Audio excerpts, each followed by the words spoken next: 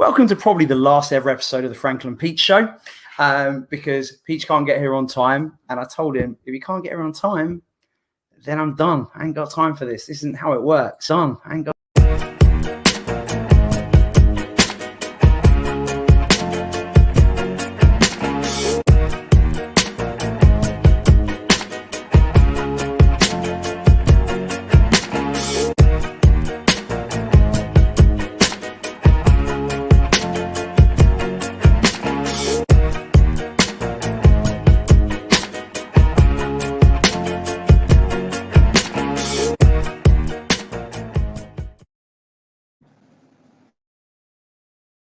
I'm just enjoying myself, you know. I have to say, actually, you were quite when I first time I appeared on Random with yourself and Kieran and that.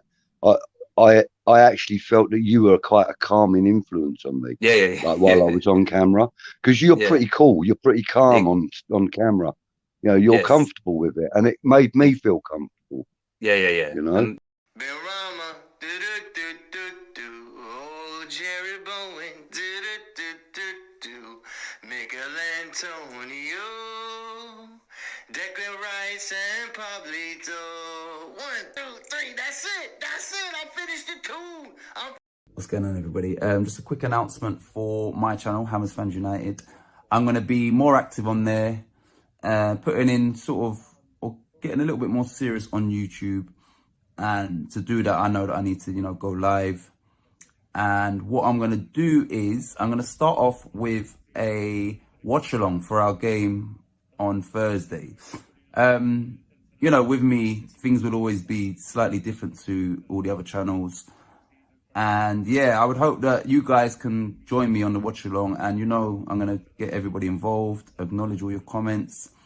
And yeah, it will be a team effort. So Lawrence commented the other day that I need to, do more lives, etc. on my channel. So Lawrence, I hope to see you on Thursday. I'm going to go live at 5:30. The game kicks off at 5:45.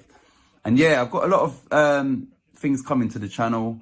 A lot of subscriber involvement as well. So yeah, I just hope you guys will be there for what will be a new journey for Hammers Fans United. Went out of Swansea, Yeah. and we're just chatting away, mate, and all of a sudden, all the fucking windows came through in the train. There was about 50 bricks come out the train and took out every fucking window in that carriage. Oh God! Fucking jeez, there was glass just flying everywhere. Oh man! These bricks coming through the window. I mean, what the fuck? So we were doing that.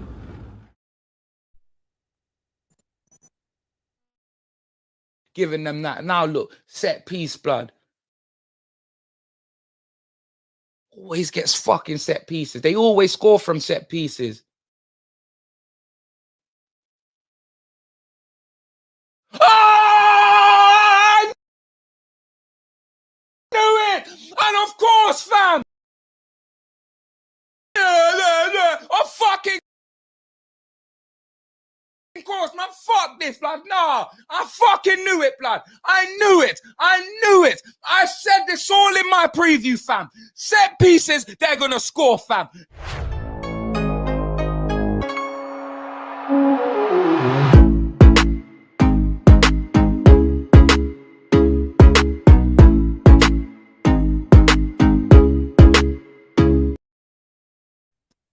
Yeah. Uno momento, por favor. Are we rock on the mic? We always rock it raw. Gotta get the hammerette and Budsy out the screen. It's all happy days. Oh, happy days. Oh, happy hammerette days. How you mean? Oh, happy hammerette days. How you mean? Oh, happy hammerette days. How you mean? Oh, happy hammerette days. How you mean? It's just little old me right now. Nobody wants to join me. Oh, just as I said that. See, speak of the devil. Speak of the blood clot devil in the building. It's the one, the only, hailing from East London, now lives in Crawley Town. How we get down? Hold on 1 second. I got groceries in one hand. I got a spliff in the other. Oh, Mother Hubbard, what's in your cupboard? Let's get it off. Where is it, man? Why can't I find it? What the hell? Hold up. Oh, my days. Come on, Pete. Smarten up. I was on time and everything today. Star. Hold on. Oh, it just disappeared. So that must be the man them that did it. The man them did it. Budgie got my back. Budgie got my back. Budgie got my back. What's up, my man? Always got your back, brother. Yeah, I'm good, man. I know, my son. I'm good. How are you doing? Well, I had a bit of a rough day, I've got to be honest, but I'm good now. Good now. Yeah. I had to travel on a train, which I don't like to do. I had to go to a hospital, which, as I know you, I don't like going to the hospital either.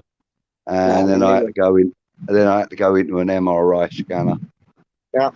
Sort of made me feel a bit uncomfortable. They were pumping drugs into one arm to make me heart race, and then they were pumping other drugs into my other arm to slow it down. And I went through all sorts of horrible sensations. It weren't very nice, but don't you find it when you go to the hospital, they let you know how like unfit you are. It's like you might be a bit unfit, but they like dial it up to 100. Like you're really unfit, and it's like, no, I'm not. This is my lifestyle. It has been since I was a youth. Like, piss off, leave me alone. Let me get on with my shit. Like they make you feel so unfit. Like, what are you training for the Olympics? Piss off. Like, yeah, man. Yeah. 100. I mean, they were worried about me consuming any caffeine or anything before I went to the hospital and all that. Yeah, anything that could change my heart. But anyway, this isn't about me. This isn't about West Ham United, isn't it? This is about West. Oh, hang on, let me go that way so I don't cover the camera. So, while we're here, let's have a little look see who's in the chat, because there's 7 people watching right now. So I love it. Let's see who they are. There's Roy's in the house. Good evening, Roy. Nice. Yeah, I see Roy.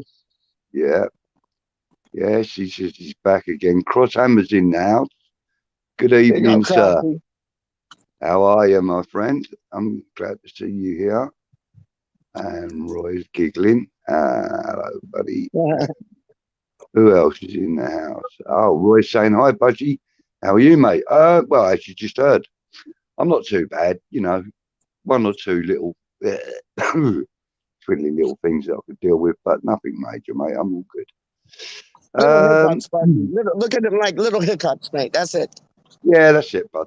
You know, stones in your shoe. That's all it is. That's it. Stones in your shoe. I like that. Yeah. Lawrence is in the house. Good evening, Lawrence. Hello to you, sir. All the way there in Auburn, Alabama, USA. And he says, come on, you irons. Come on, you irons. Indeed. Right, that's better. Now my chair's not going to fall away on me. Crosshammer says, hope you guys are better now, though. I only have 1 or 2 coffees, and it's the decaf tea. Mate, I don't care. I'll drink the strongest coffee out there, and I do drink the strongest tea as well. So, I mean, if I'm drinking instant coffee, man, I have 2 spoonfuls in it usually. 100%. I'm diabetic, and I still have 2 spoonfuls in it, man. You can't get me away from 2 spoonfuls of instant coffee, man. Yeah, you know. Pete Chapman's in the house. Good evening, Peter. Hope you enjoyed yourself at the stadium the other night, mate. You and your pal. Yeah. I really do hope you had a good evening. You deserve it, mate. You've had a rough time, and I hope things are starting to pick up for you, man. I really do. Mr. Devane is in the house. He's showing off all the cool eyes, and you know, I don't care. I want a weather report, mate. I actually want a weather report. So, me too. He's got the link, hasn't he? Surely. Yeah, yes. I put it in our Hammers Random chat, man. Right. Okay. So and what's that? I have no notifications for any guests at the moment. So, Kieran, if you've got the time, buddy, we've get on WhatsApp. Yeah, we've Gil, got of the time course. for you. I talked to him Yeah, earlier, man. and he said after 5 he can go live. So let's have Right. it, kid. Let's have it. Let's have it. Hammerhead says, yes, lads. Oh, happy days. Well, is now my brothers and my brothers are on. Big up Peachy and Budgie. Thanks, guys. Thanks, Hammerhead. Thank you, mate. It's lovely That's a to know big that you shout out. look forward to seeing us on here, and hopefully, you know, we'll get that. You know, Budgie, can I say it? Like, I don't care if we do this for 1 time or 1,000,000 times. It always floors me. The people look excited to see it. The people look forward to seeing us because it's like we're just 2 ordinary folk that love West Ham and talk 2 things. It's you know, madness. I mean, it is madness, and you know, like as probably some of you know, I've got a bit of a history of being a nightclub DJ and a pub DJ. Yep. You know, like a function pub. Yeah. And actually, do you know what? In a minute, I'll upload a picture of me DJing back in the day. Right, and I'll show you it on screen. It's actually quite funny. In the heyday. It's quite back funny. In the heyday. Back in heyday, yeah. This is in one of the function pubs, and for some reason, the guy who took the photograph cleared everybody off the dance floor except for 1 or 2, and one of them in particular was a friend of mine. And she was all shocked when the camera was pointed at her. It was quite funny. So I'll do that. We want that, Budgie. We want that, Budgie, because like you used to do the DJ, and then I used to be your right hand man. Like I was on the mic, you know what I mean? So that's why I think me and you get on so well, because it's like we come from that musical background of you doing the DJ and me on the mic, and it's like we see the same thing, we see the same ways, man. I mean, the kind of DJing that I did, I mean, it was reggae, wasn't it? Yeah, it was reggae, but I also, you know, specialised in Tamala Motown and you know R&B, soul, and early Sam Cooke type thing, you know? dog. Sam Cooke type all thing. of that, but also you know stuff like New Jack Swing and that kind of stuff as well. You know, I was really big into that. I mean, like SWV and TLC. I went to see them live. Live, dog. SWV. I went to see the 3 girls there. Oh man, the 3 girls there. I saw them the concert bill, Budgie. It was SWV, Salt and Pepper, SWV, Salt and Pepper, and CNC Music Factory. Banging. Oh, wasn't it? Everybody dance now. Anyway, listen, you don't need that was my era of DJing, brother. That was my era. The club that I used to DJ in was called, the pub was called Cromwell's, and the club was called the Kingsfold Club because the village it was in was called Kingsfold. In fact, it's not a village, it's a hamlet, which means there's less than 100 homes in the place. Yeah. You know? And even though some of them backed onto the pub, they didn't care that there was a nightclub there because it was all soundproofed and, you know, it had to finish at 2 a.m. So it wasn't really a problem. Like we used to, like the DJ who I used to work with, like when we did live shows and shit, because we just like. Oh gosh, you've frozen. You've frozen. Oh well, right. Well, I'll wait till he comes back. So I'll do a few of the comments. Hope all went well. No staff over that. No, it was live. I'm going funny right now. Okay, there I am. There I am. Yeah. But like back in the day, we didn't use no CD DJ or no ADAT or no none of these like vinyl, just play music and like karaoke things. Yo, we had vinyl. We'd rock over vinyl, dog. Yeah, we'd rock over vinyl. We'd have the all that shit. But no, let me show you. We used to call what they called stoppers. And stoppers was a jam that you'd put on and it would get everybody on the dance floor. And that was the CNC Music Factory tune. Everybody dance now. Everybody used to dance when we put that on, man. Everybody. And CC Penniston finally. That was another banging one. Alison Limerick, Where Love Lives. That was another banging one. The Power. Who was it? Snap. The Power. Snap. I got the power. Did the Power. Yeah, all of them tunes, man. All of them tunes. Yeah, and there was some good house songs too, man. There was some good house songs like KLFD or whatever. There was some awesome music around at that point. Yeah, and when it that was all the that was kind when of it was stuff the I was wild shit. playing as well. Yeah, You know, yeah, but I was more what you would call like a personality DJ, so more like a radio presenter, but in a club.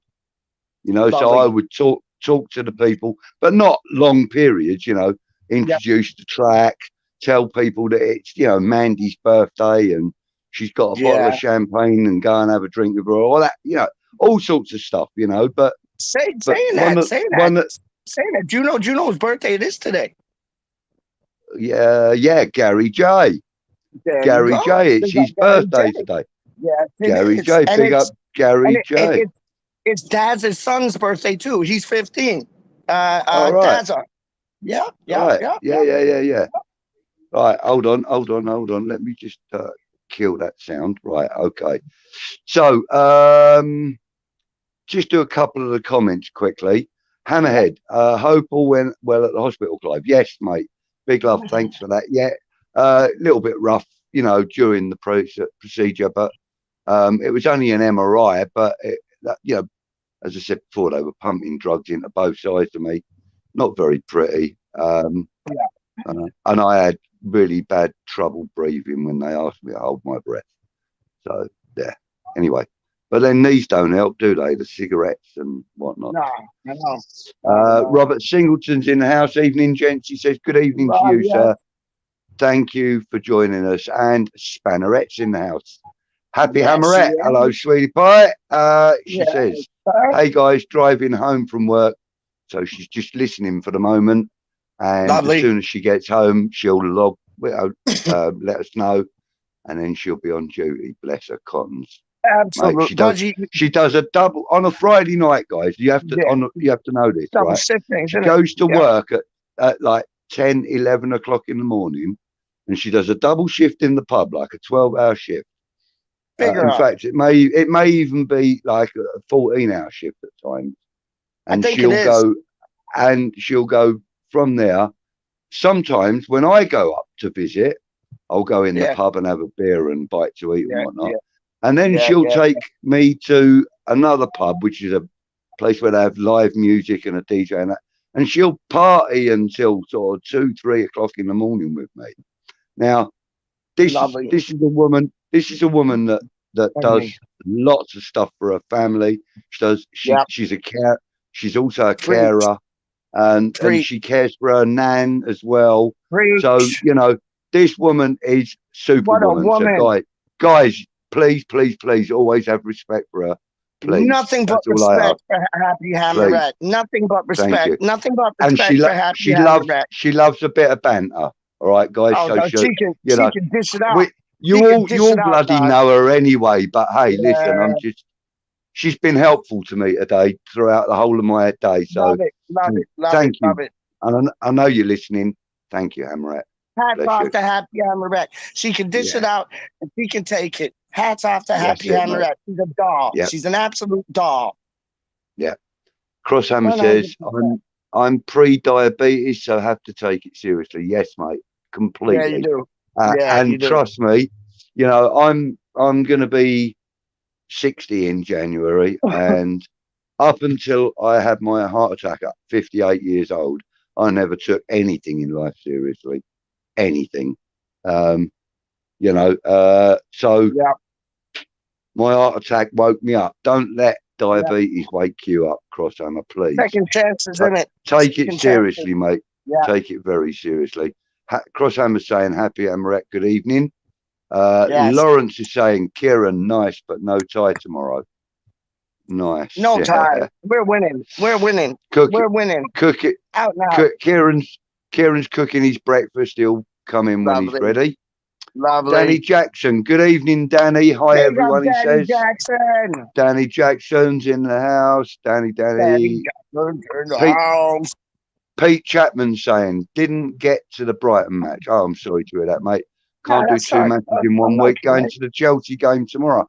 Well, that's an even better one then, mate. So let's hope. And that's a winnable one. Yeah.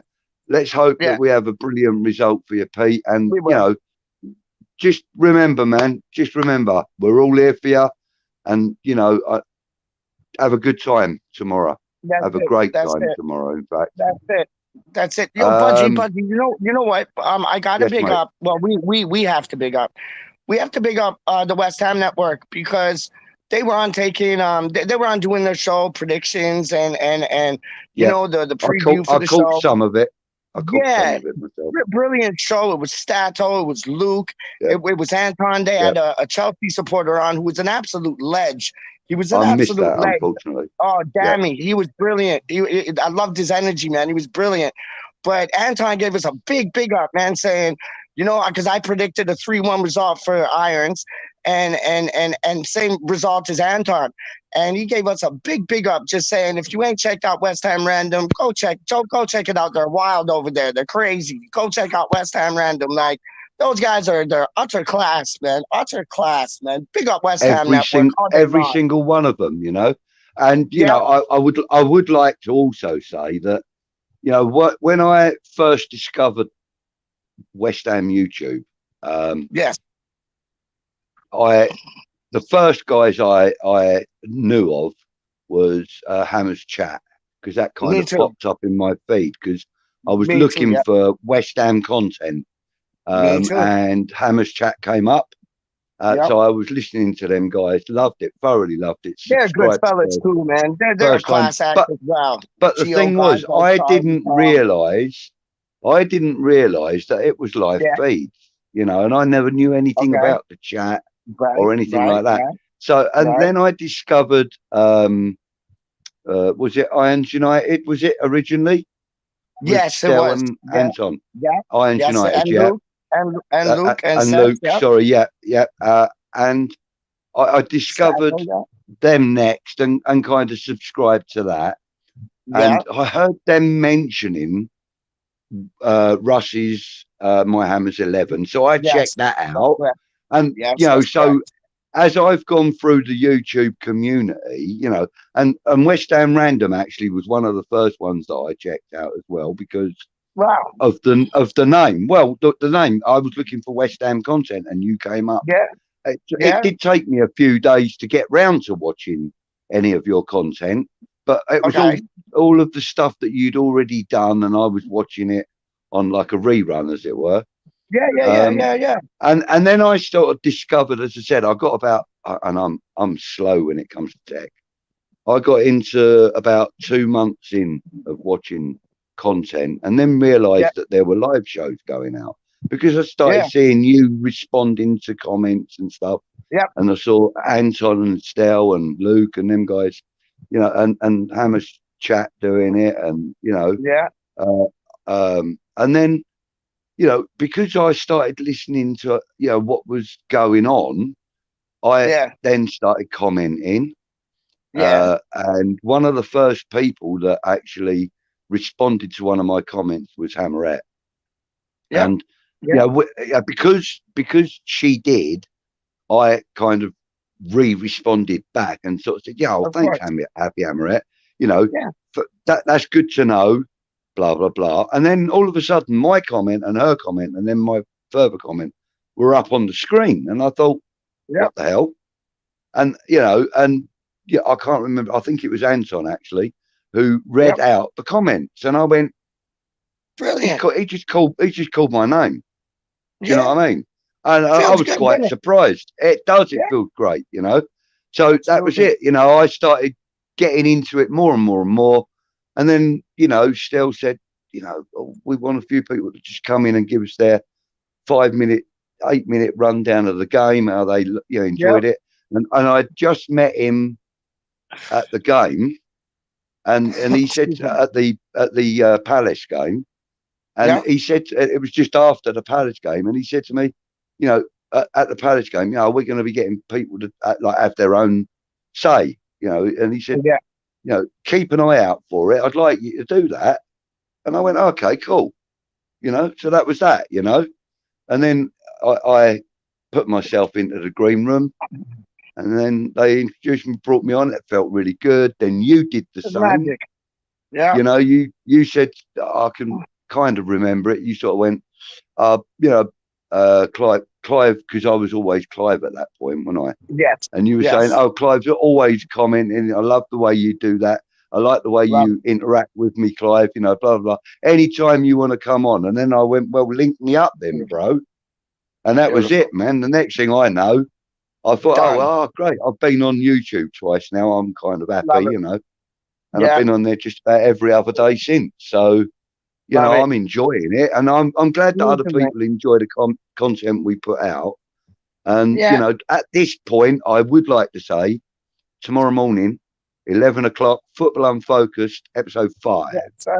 Okay. Yes, sir. One of the best ones, actually. They are getting better and better as they go along because we're learning more about what you guys want because of the comments that you put up when we premiere. The premiere. Yeah, it's on the it's on the incline. It's going up like roller coaster things, man. Straight up. Yeah. And I understand that it's at really awkward times for some people.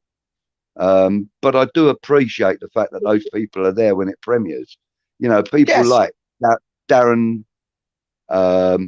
Kieran, yourself, anybody in the States, you know, that's not the best time of the day for most of you. You know, come on to watch it. It's a brilliant show. You know, so I want to thank everybody that does tune in and comes in on the premieres as well. You know, and anybody else that watches it afterwards. Yeah, I think the time slot's perfect. I mean, it's just before any premiere. Yes, any premiership kickoff. I mean, they could be in the local pub or wherever watching it, you know, or on the tube, you know, going to the on match. Their phone. Like that. You know, anything. They've already like that. done it, eating their breakfast. They're on their way to watch a match. That's it. It's the perfect time. You know. Yep. You know, and like I said to you, Pete, you know, my vision of that being,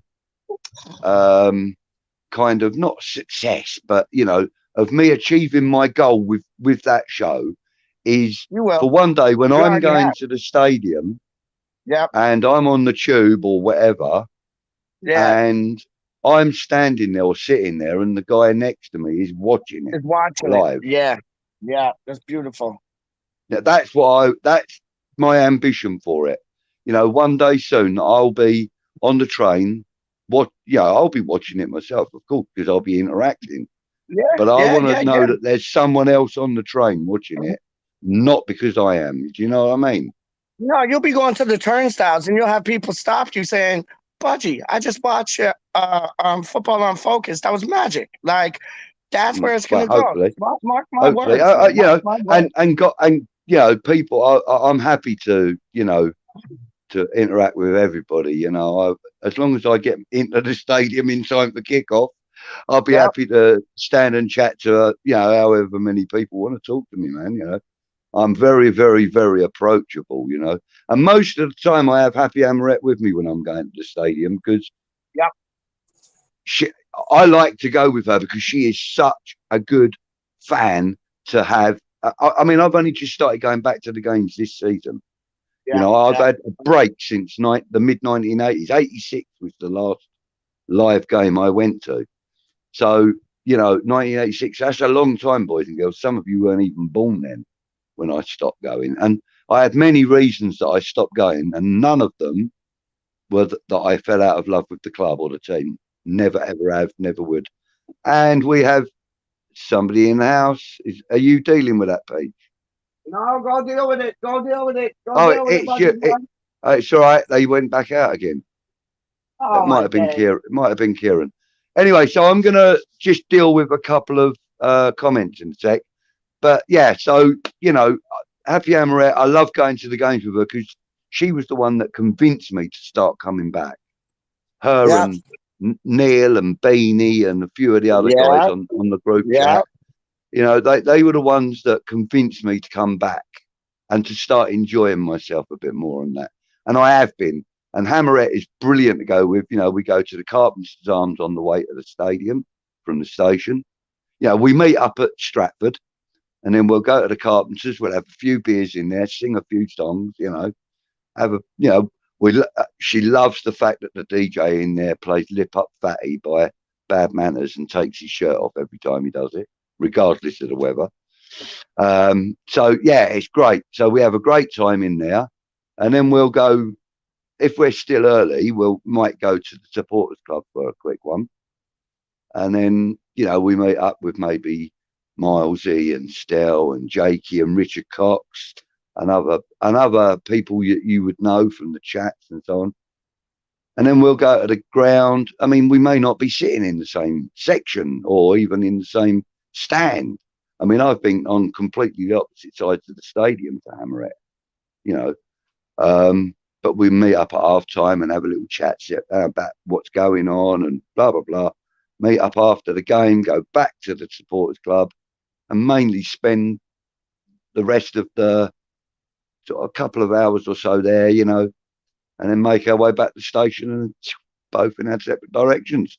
But, you know, we're approachable. We talk to everybody. We will talk to everybody and anybody. We love it. We love interaction with everybody. So let's get back to the comments. Seeing as Peachy Boys left us. Crosshammer says West Ham isn't just a hobby, it's life. It's our life blood. That's what it is. Let me just tilt my camera a little bit.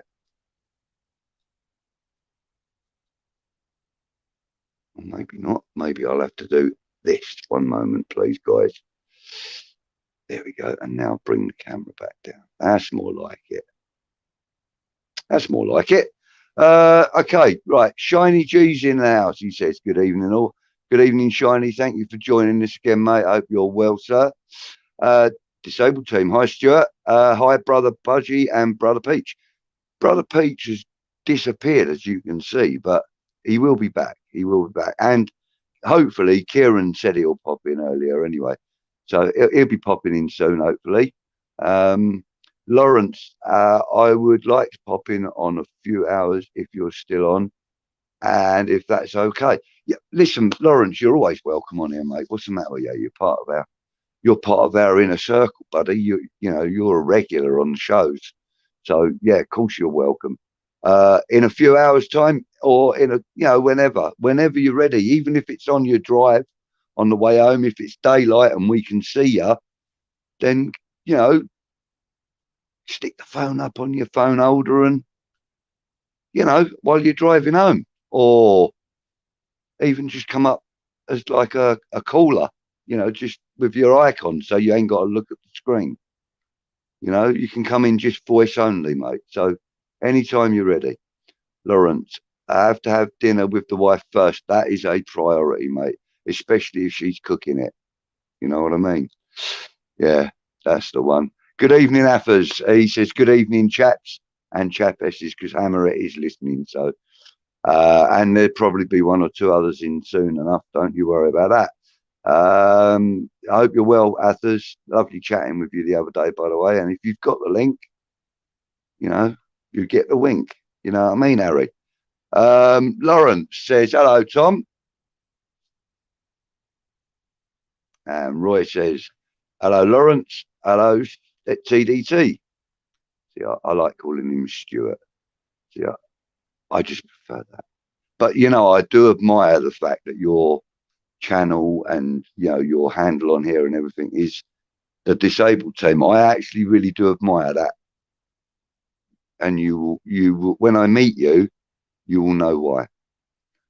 Shiny G, is it Hammerette's birthday, or are we just celebrating her excellence?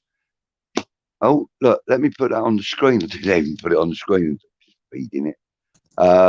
Welcome back. Thank you, sir. Welcome back, no, actually, it's not Hammerette's birthday. You've just missed that, Shiny. She shares a birthday with my youngest daughter, actually. I don't suppose she'll mind me telling you when it is. It's 31st of October, Halloween. So very easy to remember, guys. So get your birthday greetings ready for next year, Halloween. So, yeah, she shares her birthday with my daughter, Sean. Love it. Athos is in the house. How are we? We are very well, thank you. I'm going to just quickly get rid of that notification. Pete just entered the room. Lawrence says, hey, Roy. Oh, well done, Peach. That's it, bud. That's the one. It, disabled team. Hi, Roy. All well. Roy says, hi, Shiny. I guess we are just celebrating her existence. Actually, Crosshammer, I'll tell you what it is. Actually,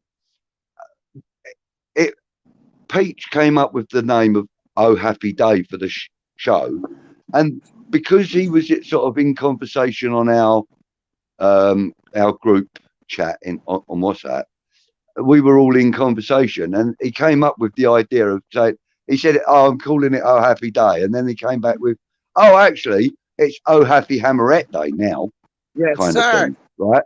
Because he was chatting with Hammerette at the time, so it's purely coincidental that her name went in. But yes, we are celebrating her excellence and the fact that she is the first of the spanners. That's why it's Oh Happy Hammerette Day, because today is the day that we are going to officially announce that she is Chief Spanner. Okay, Miss Hammerette's in the house as well. Miss Hammerette, welcome back. Nice to see you again, my love. She says, "Hiya, Clive and Peach. It's lovely to see you, sweetheart. And I'm sure that Happy Hammerette will be pleased to see you when she gets home. She's just driving home from work, and then she'll be in Spannerized to chat. All right." Kieran says Waldorf was a DJ. Waldorf, Jesus Christ. Yeah, what are you? He must be Stadler then. No, he's got to be Stadler. Stadler's a chippy. There you go. Yeah, he's a chippy. Hammerette, Miss Hammerette is saying hiya TDT. Now, Miss Hammerette, because this is getting confusing for me, I've only got about this many brain cells left. So I'm going to call you Missy when Happy Hammerette comes in, and I'm going to call her Happy. That's what I call her. That's what I call her. I saw her on West Ham Time TV tonight, dog, and I was calling her Missy all the time. Big up, Missy. Okay. How you mean? Okay, so I hope you don't mind us being that familiar, but that's just how my brain works.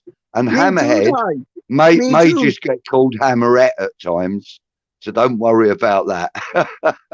Word up. And he says, no worries. I always call Miss Hammerette Missy, dog.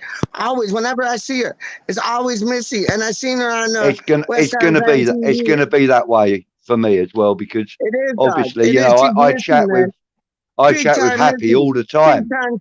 Big time plays, dog. I chat with Happy all the time. Listen, we're going to have to get hold of somebody that can sort out a Discord for us, Peach. Yeah, man. I got one. I created one, but like after I created it, I didn't check it. So it exists somewhere. I just got to like dig between. I got to dig underground to find it.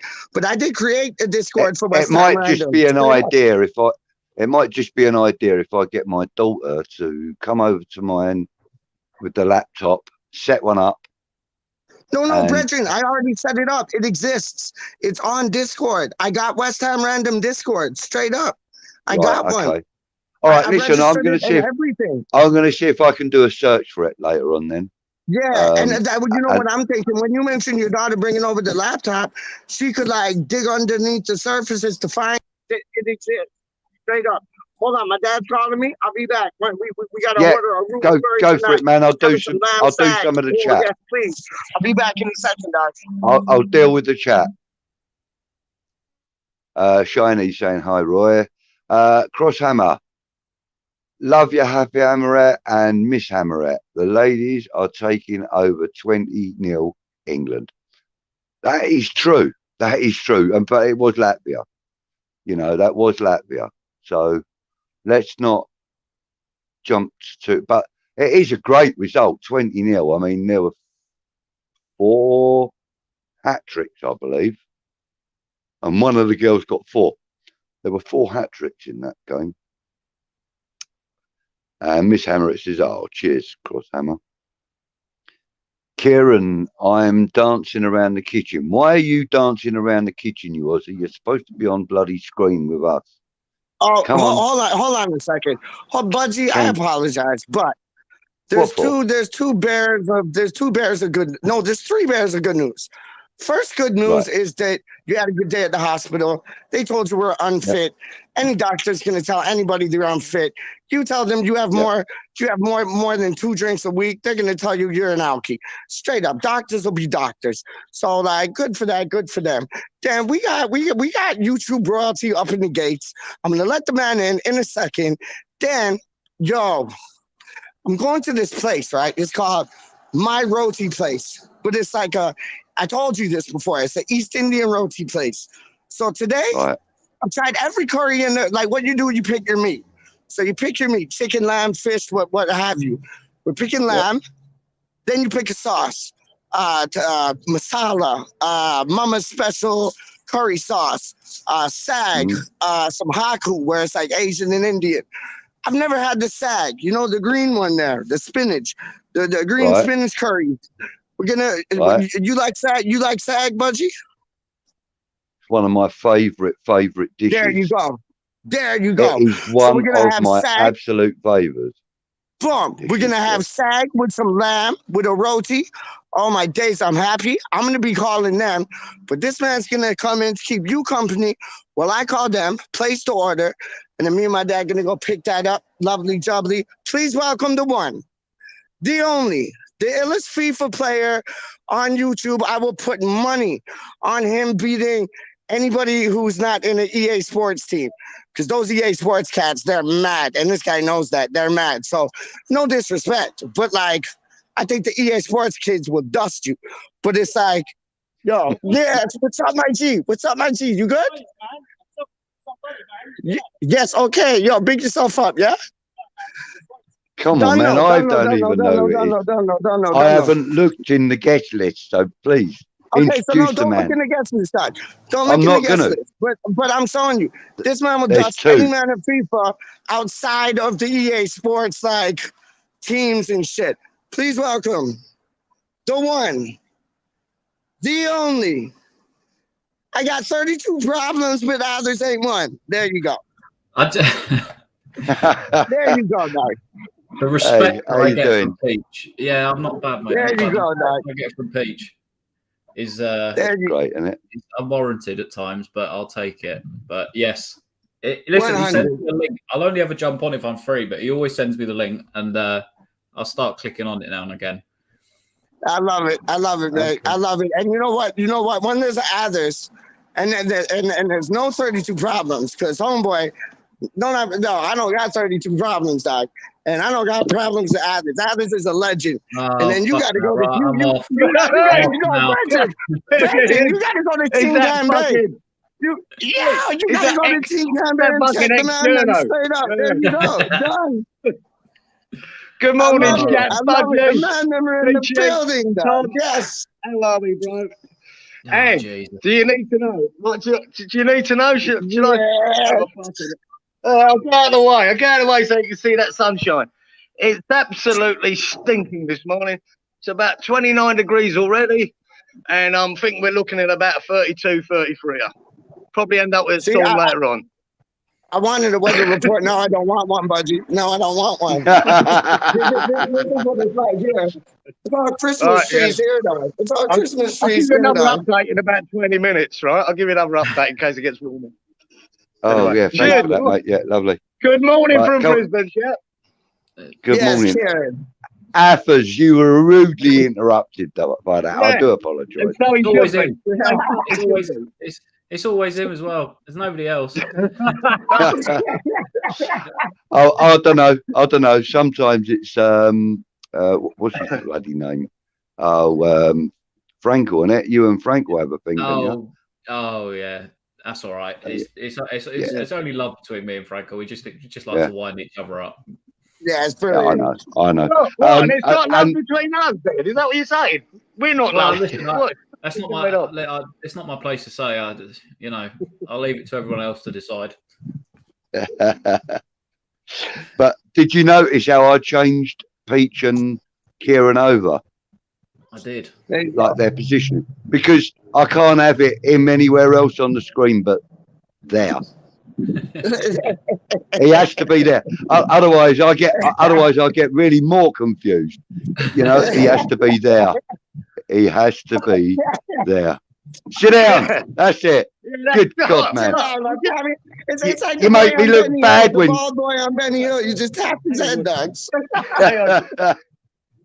I'll get lost. Nah. I've got the big hat on now, boys. I've got the big hat on now. There you go. Look at that. He's just taking himself out. Oh. Have you removed the wrong person? I Yeah, he don't meant think to I'll get rid of remove. me, and he got rid of I think you meant himself. to get rid of Kieran, didn't you? Yeah. Sorry, man. Sorry, Pete. That was accidental, man. That was accidental. Yeah, Right. Okay. So let's just have a look at some of these comments. Hammerette's driving home for Christmas. Lawrence, respect for Hammerette. Yes, lovely. Thank you. Nothing but love and respect for Hammerette. Lovely. That's because we asked for some love. She's driving home from work. I didn't do that.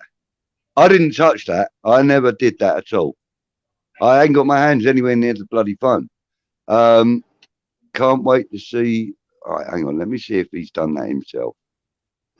Oh, for God's sake, what has he done? What are you doing, man? And I didn't do that. I got to order my Ruby Murray, my lamb side. Oh, right. Oh, God. Go. Get lost. Hi, Miss Hammerette. Big up Hammerette. All right, TDT. I'm trying to get rid of all these. So chat amongst yourselves, lads. I'll just bring them up and I'll,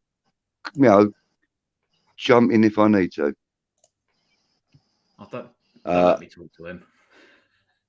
All right then. Happy Hammerette is a lovely lady, pretty one too, says Crosshammer.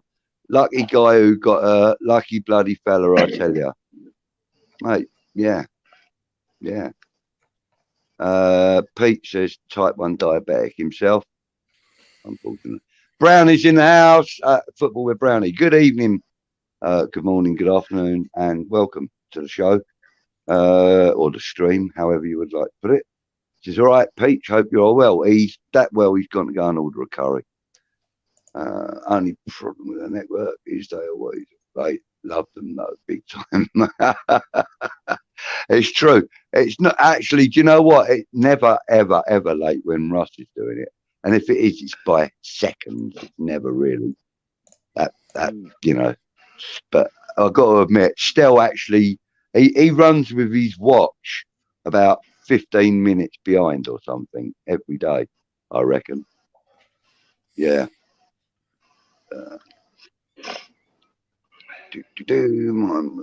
Yep, I mentioned about, I don't know whether you was watching or not, but we mentioned about how we sort of got introduced into the YouTubey thing. So all these guys are telling us about similar stories, West Ham Fan TV. I didn't mention them. Well, mine's quite a funny one because go. No, because obviously I started with Hammers Chat when we were on 300 subscribers. So, and I used to do all the graphics. Charlie used to do the video editing, and then Gio and Gonzo were the front men. They were the looks or the brains, one of the two. Actually, do you know what? I'll give me and Charlie the looks. Gio and Gonzo can be the brains for that one. Okay, yeah. No, actually, I'll go along with that. Yeah, well. So yeah, no, we must have started about 6 years ago. So I only left last year, but some of the best sort of memories of following West Ham has always been with those guys, going home and away, every other weekend, because obviously Gio used to make the trip down on the bus for the home games. I used to get on the midnight bus from Leeds, and I'd arrive into London at about 7 a.m. We ended up calling it the 8 a.m. club because we would meet up at 8 o'clock, funnily enough, in the morning, down at the Golden Grove in Stratford. Jesus, if my phone goes off, let's not do that. In the Golden Grove in Stratford, we'd meet for a Wetherspoons breakfast and shots at 8 o'clock in the morning, which was always fun. Be absolutely level and then on the midnight bus back up to Leeds the same day. So yeah, it was. That's a hell of a slap. Really. That's dedication for you, though. Say again, Kieran. That must be a hell of a slap on that coach, wouldn't it? Oh, listen. Well, I mean, there's the one time that Gio got refused from getting on the coach because he was so pissed. He had to stay in the hotel in Stratford overnight, and then he had to fly back up to Scotland the next day because he got onto the coach and was singing just Antonio, Antonio. Everybody's pissed off. It's midnight. Oh God!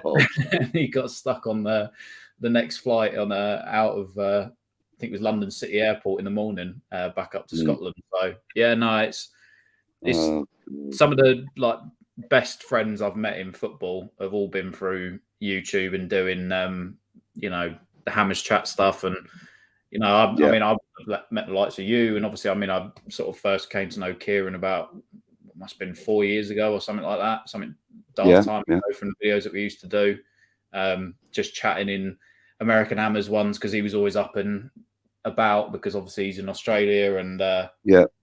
Their timing was good for me, Tom, because it was about 10 in the morning or whatever, so it was always good for me.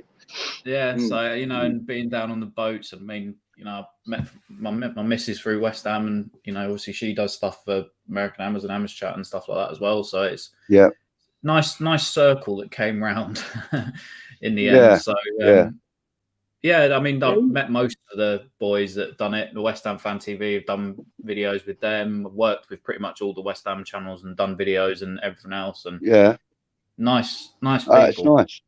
It's nice that we have another bona fide legend in the house, then, aren't we? Well, listen, I mean, Kieran, it's nice to talk about Kieran like that, you know. So. No, I mean, like I said, you know, I mean, like the truth is that I didn't know anything about like fan channels or, you know, West Ham YouTube or anything like that until lockdown, because up until just before lockdown, in fact, no, it was just just before lockdown, I was working 7 days a week and like 9-10 hour days, and, you know, and I was working away and stuff like that. So, you know, I didn't really like know much or anything about this kind of thing. So once lockdown hit, obviously I was at home for a lot because couldn't go to work. So then I started discovering more on YouTube, and as I said, you know, Hammers Chat came up while I was looking for West Ham content one day, and that was it. And it took me a little while to realise that, you know, these were live shows that I was watching back. You know, I just didn't even give it a thought. You know, I've never been tech savvy at all. Yeah. But you know, having found them, like as I said, I've discovered them all, and now I sit here talking to people like yourself and Charlie that, you know, were like the pioneers of this kind of thing. Well, you know, it's because you guys started 6 years ago. I haven't heard of anybody going any longer than you guys. Well, West Ham Fan TV, but they were sort of a year into their inception back then. They're the oldest one, hence why they. Okay. And then see, that's how little I know, though, isn't it? You know, it was West Ham Fan TV, and then it was Hammers Chat, and then it was Three Hammers, and then there was obviously a loaded ones sort of popped up after them, but it was really weird in the like first few days or weeks, months that we started, because obviously it was, you know, you're doing a live show, or we would film a broadcast on Google Hangouts before StreamYard and everything was a thing, and then Charlie would edit it, post that, and then, you know, you'd only get like 30-40 people watching you, and it was, you know, it was weird. And then when we first started the live streams, we'd only sort of get like 10 to 20 people in, and, you know, I mean, there's times during the watch alongs, which was we did doing, you know, when we were during the lockdown and stuff, and even before that, like when we were doing match reviews of like big games when we've beaten Spurs or something like that, or and all of a sudden you're getting like nearly 1,000 people in there, and it's like, Jesus Christ, you know, like it is strange, but it's hard work, because I'll always give like Gio and Gonzo credit for this, because Gio, like the work Gonzo did on the forum online to have that as a platform separate to the YouTube. And then Gio was getting sort of the merchandise and stuff that we sort of did, you know, and giving back to the people. We'd started a series where, you know, he gave, raised money and gave it to a young hammer who needed hearing aids.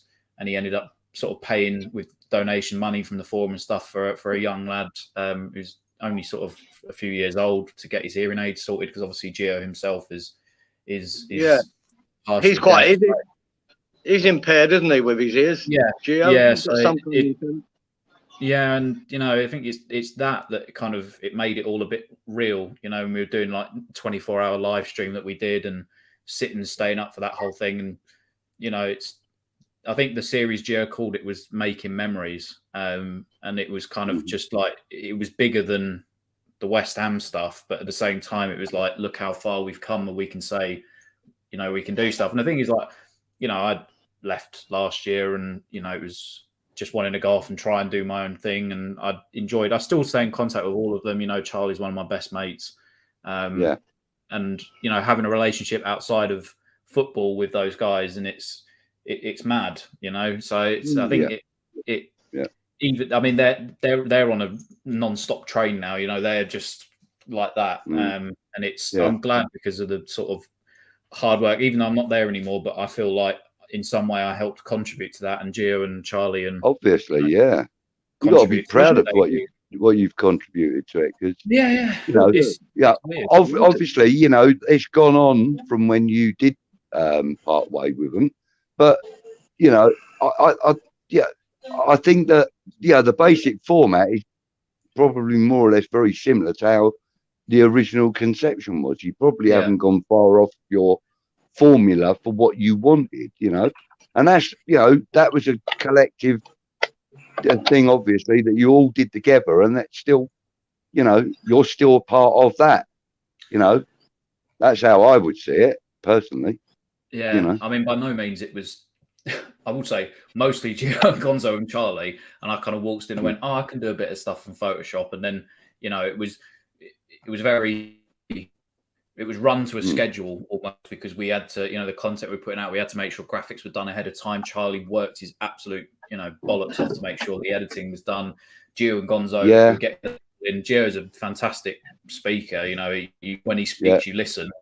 Managed to you do, like that. And I think the video that kicked it off is when we first went, because they got press passes access to a West Ham ladies match. And I think they got a bit friendly with Rob Pritchard and the guy at West Ham, you know, and then they did like an interview with Ian Bishop. Then they were able to take you from Upton Park all the way to the London Stadium. Gonzo did a tour. I remember I think Charlie was busy that day, and I edited that video, and I'm thinking, wow, this is going to be like absolutely bang if it goes up, because nobody had really seen the Olympic Stadium until that point. And I've seen that one, Tom. Yeah, and I think that video ended up doing like 65,000 views or something, and that was it. And it kind of went, as soon as we moved stadium, it went. And then when we signed the likes of Chicharito Hernandez, I think that's the most watched video on the channel, when he got his, because Gonzo would vlog the games. That was also something that was different at the time that he was doing. And he vlogged that game, and all of a sudden he's just like Mexican fans streaming in the comments, like hundreds of thousands of views, just because they wanted to see Chicharito Hernandez's goal. And it just, from that moment, it just blew up. So realistically, yes, we can thank Gio and Gonzo and Charlie and myself. We can also thank Chicharito Hernandez for giving us a bit of a boost at the time. So, I'll tell you what, Tom, when we do our thing with Football on Focus, and we're just two of us having a chat, aren't we, and having a thing. But once Titch gets hold of it and edits it and puts his take on it, it's a whole different video. It's just so much better. I didn't realise that, you know, the work that goes into it, and it is a bit of work, and how what a difference it can make. It's superb. I don't know if you can budget. I've tried to share my screen. I don't know if it's coming up your end, and you can accept me sharing a screen. I've got no notifications of any description. Oh, is it? Other than, hang on. Yeah, it must be Peach. Oh.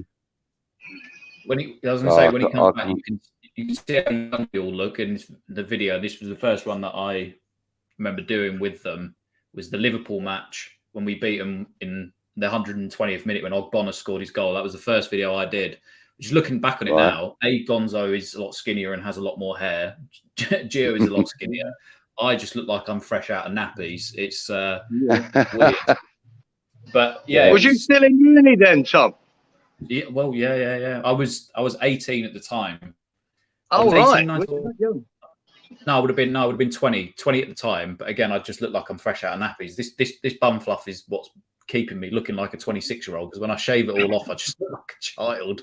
So yeah, it was weird because at the time I was learning to become a journalist. I was learning to do like sports journalism and stuff, and I had such a passion for writing, and I was like, I could see the writing thing being a career you can make out of it. But then at the time, all of that YouTube stuff and it coming in, I was like, this is the way forward. This is like, if people get hold of this and, you know, run with it, people are more likely to listen to fans talk than they will do a journalist writing a piece. Sometimes I know some of the older generation fans like having a newspaper in front of them and, you know, go back to their favorite writers and stuff. But I think what was needed back then was like an age of fan chat and just regular blokes sitting down like they were at the pub and talking, and you would get those different opinions that a journalist wouldn't give you and that your pundits wouldn't give you either. And I think that's what made it such a success, was the fact that actually all of a sudden fans from all the different clubs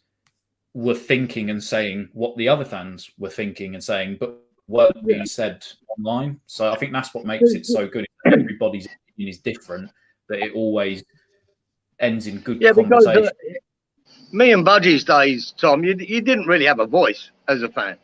You know what I mean? You really didn't have a voice. You did go to the pub and you whinged and you bitched about the game and about certain players and that was it. And that's what you've taken. That concept, I think, is how it should be. People just having their opinion.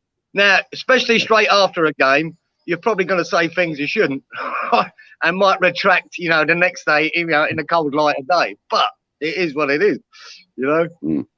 I mean, you're but the thing was, like, I felt like I had to be like, it took me nearly 3 or 4 years to actually swear on a video, because I hated swearing. I wanted to feel like I could put my point across.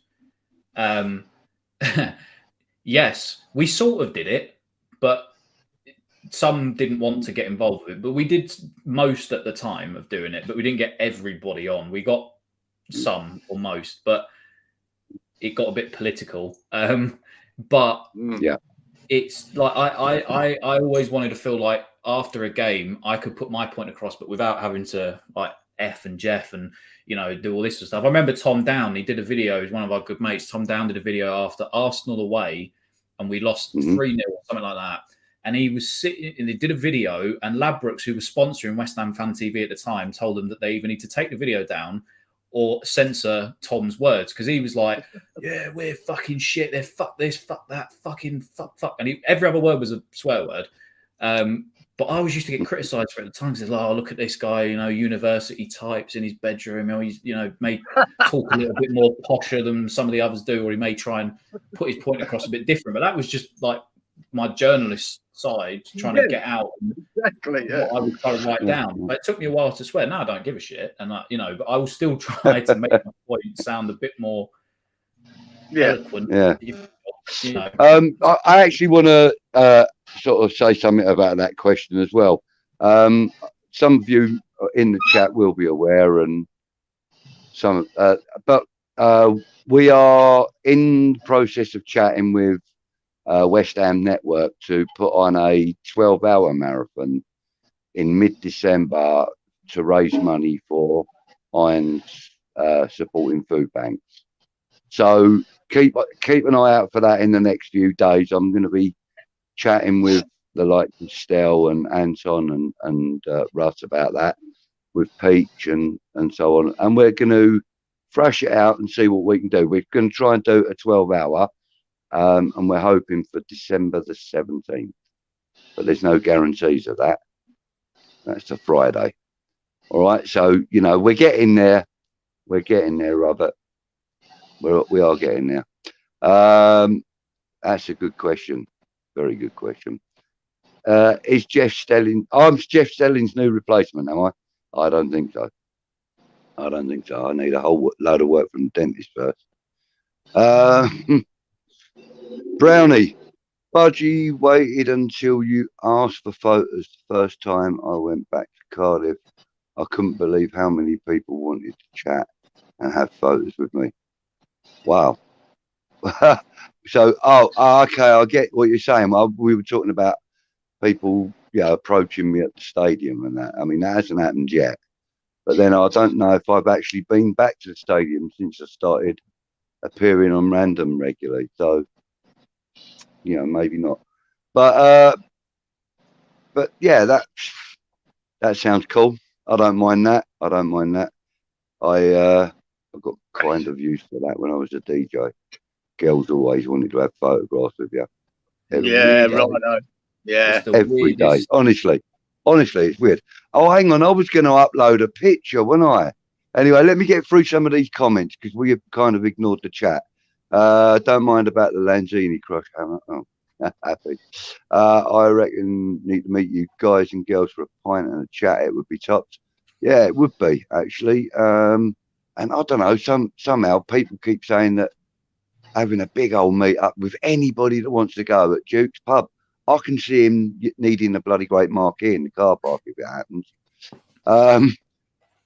Disabled team is the main man. That's a nice thing to say, isn't it?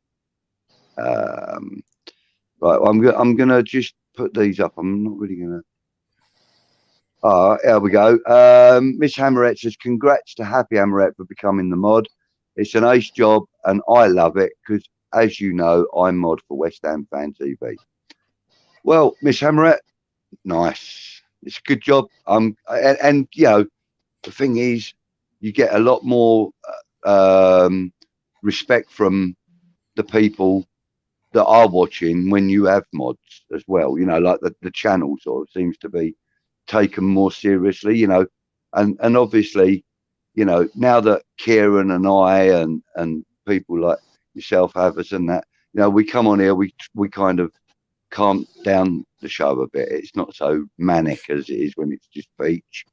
And I think that kind of appeals to a lot more people as well now. So, and that's why we feel that we need a mod, because when you do have something that gets popular, that's when you start getting these bloody idiots coming in and spamming the channel and stuff like that. So, we're just doing it mainly in preparation, but also because we like to have other members of the channel, and it kind of saves us from doing stuff like that. And when it comes to like when we do ignore the chat, or we don't deliberately ignore it, but when we get chatting, we kind of miss a load of comments and questions, and the moderators tend to just help us out by either pinging us or something and letting us know, and then we'll address it. Do you know what I mean?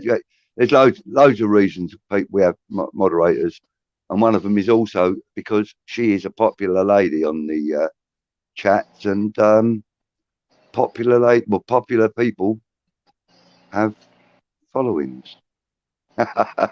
More subscribers, of course. But anyway, yes, After says he's a whiz. Your brother can do what? Sorry, what? You're talking about the Discord he set up. Oh, right.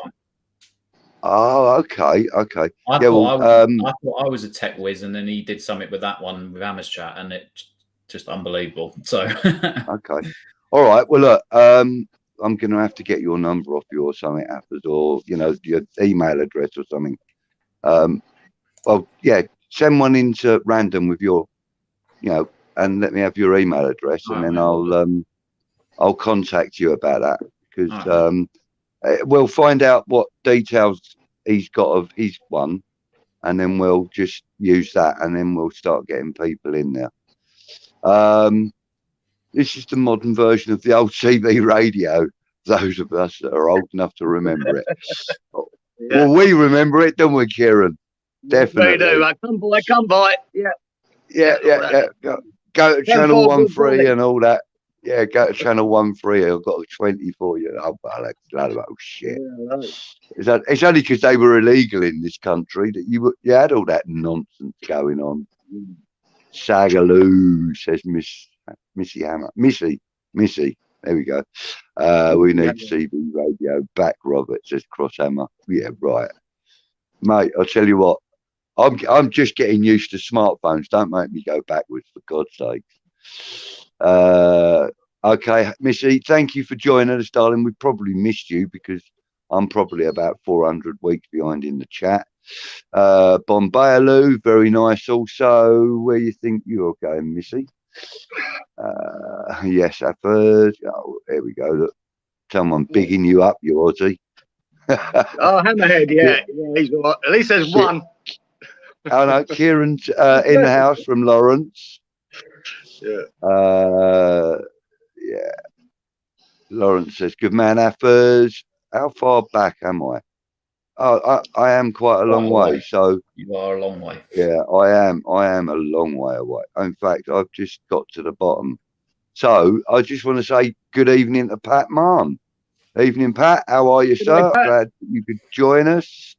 Hammerette says she's been back home probably a week, and there's look because she's commenting now. So I'm going to go back to there, and then we're going to start there.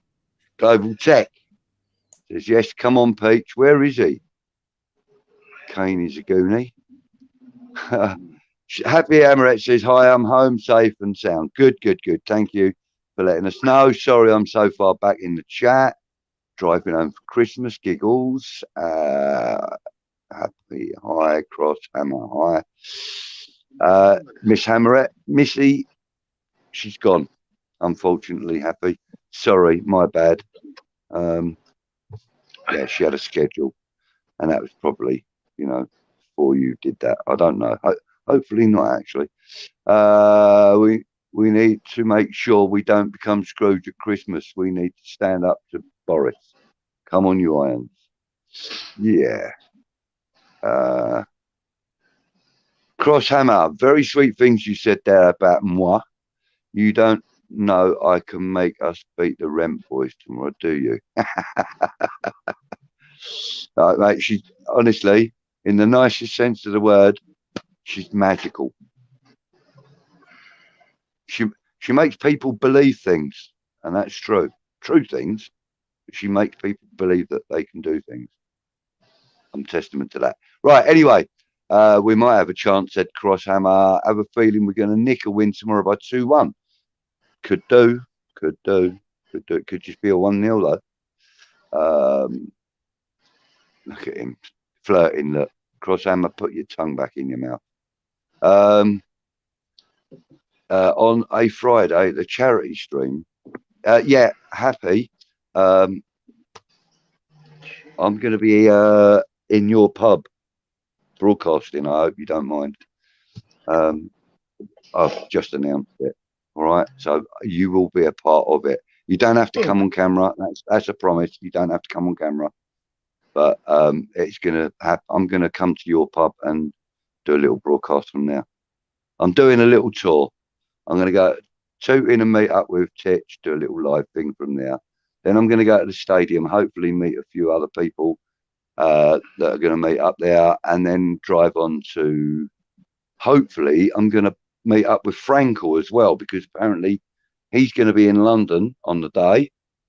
So hopefully I'm going to bump into Frankel and do a little live thing with Frankel. And then up to Chelmsford to the pub. Sorry, not Chelmsford, to Southend to the pub and finish off there. And then hopefully hand over to Stelios to do his late. That's my plan. But I haven't actually confirmed any of that yet. So don't hold me to it. Where's Peach tonight? He was here and then he went and then he came back and then he ordered a curry and then he went again. So he's probably eating his curry with his dad and his mum. He'll be back soon, I would imagine. Don't worry about that, Happy. Crosshammer says, we have to get at least a draw, otherwise they will laugh at us and we need a win. Peach is smashed, hun. No, he's not. Stop it. Zuma and Rice, our two best players, in my opinion, will not want to lose against the club. They said that neither were good enough for them. Now, that's also a very good point. And to be fair, that's more, I would have thought that would be more Rice's mindset if you were going to put that on either of them. I think Zuma enjoyed his career with Chelsea. but felt that because he wasn't number 1, 2, or 3 choice, that he felt that it would be good for his career to move on. We're doing very well, and he's watched us over the last couple of seasons from the reports and stuff that I've read. And, you know, that kind of gives me the impression that he wanted to come to us because he wanted to move, and he wanted to move to a club that are in a you know, transitional but progressional period. And I believe that's reasons why Zuma came here. And I actually agree with you that him and Rice are probably the 2 best players in our club. And I think we should sell Lanzini. I take that back now that you're typing. So you should.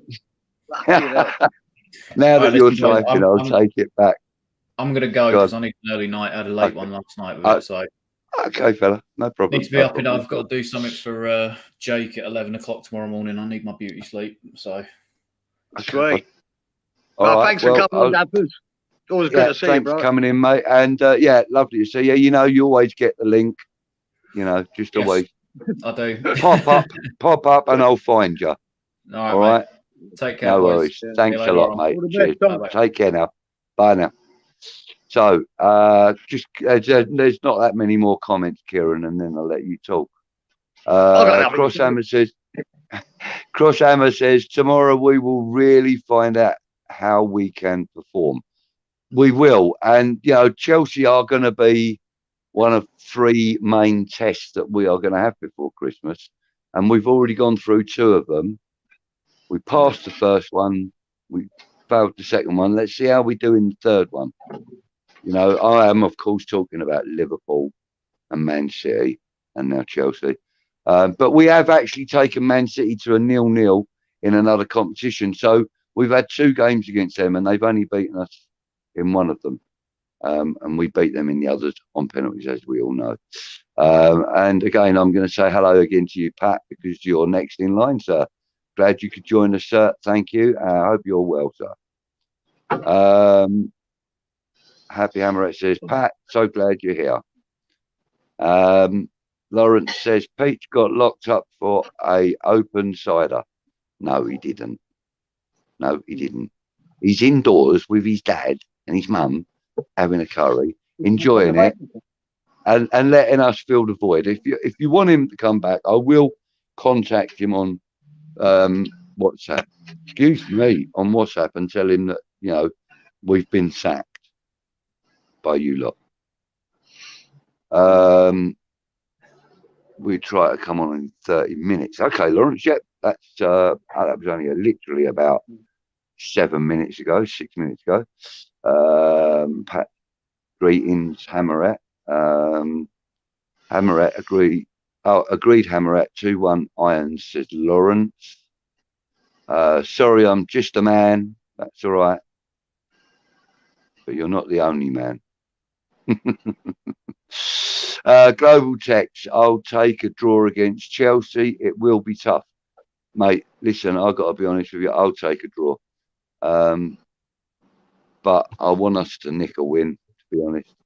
I'll take a 0-0 draw against Chelsea. That would be lovely. Agreed, Global. Says Lawrence. Fingers crossed we beat them though, mate.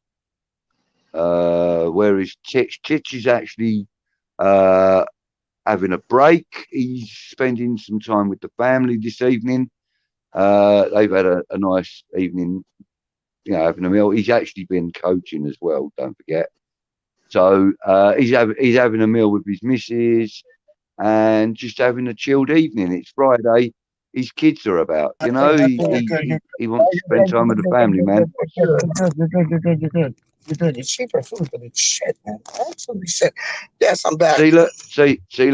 He's getting a ruby, mate. See, told you. Yeah, see, and he is back. Did you? Oh, yeah. You're on your way back with it now.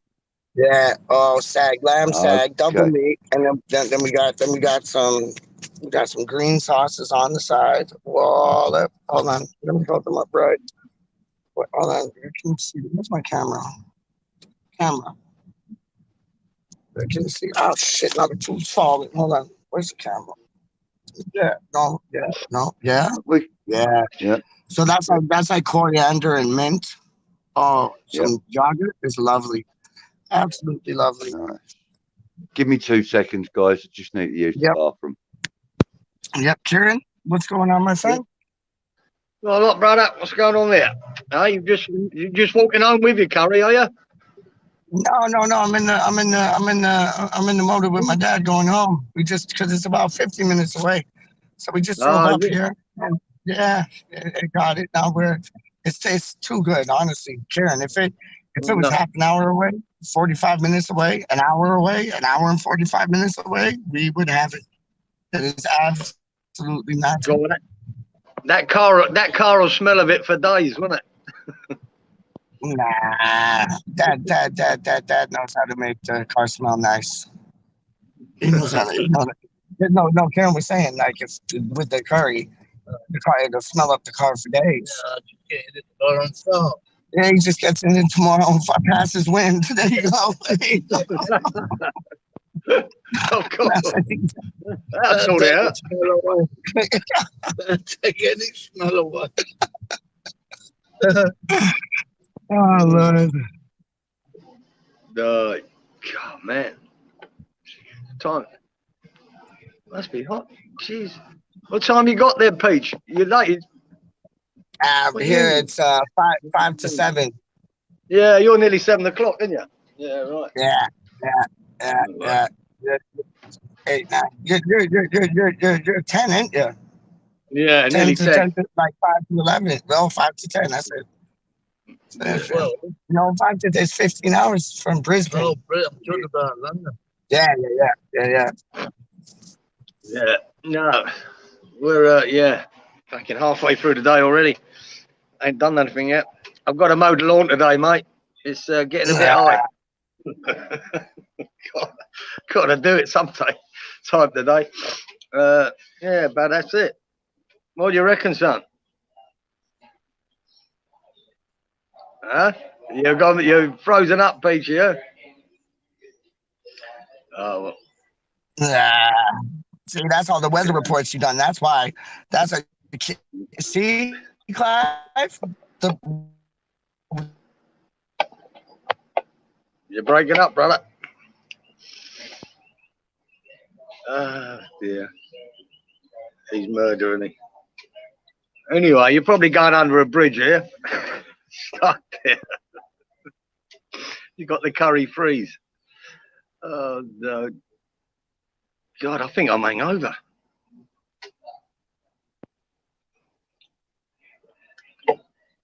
Oh, dear. There he is. Look, he's flapping about there. Oh, God. On it. So I want it, Peachy. I wonder if he's gone for the madras. Or the lamb dot piazza. I told him that's my favourite. He said he'd give it a go, but he probably won't.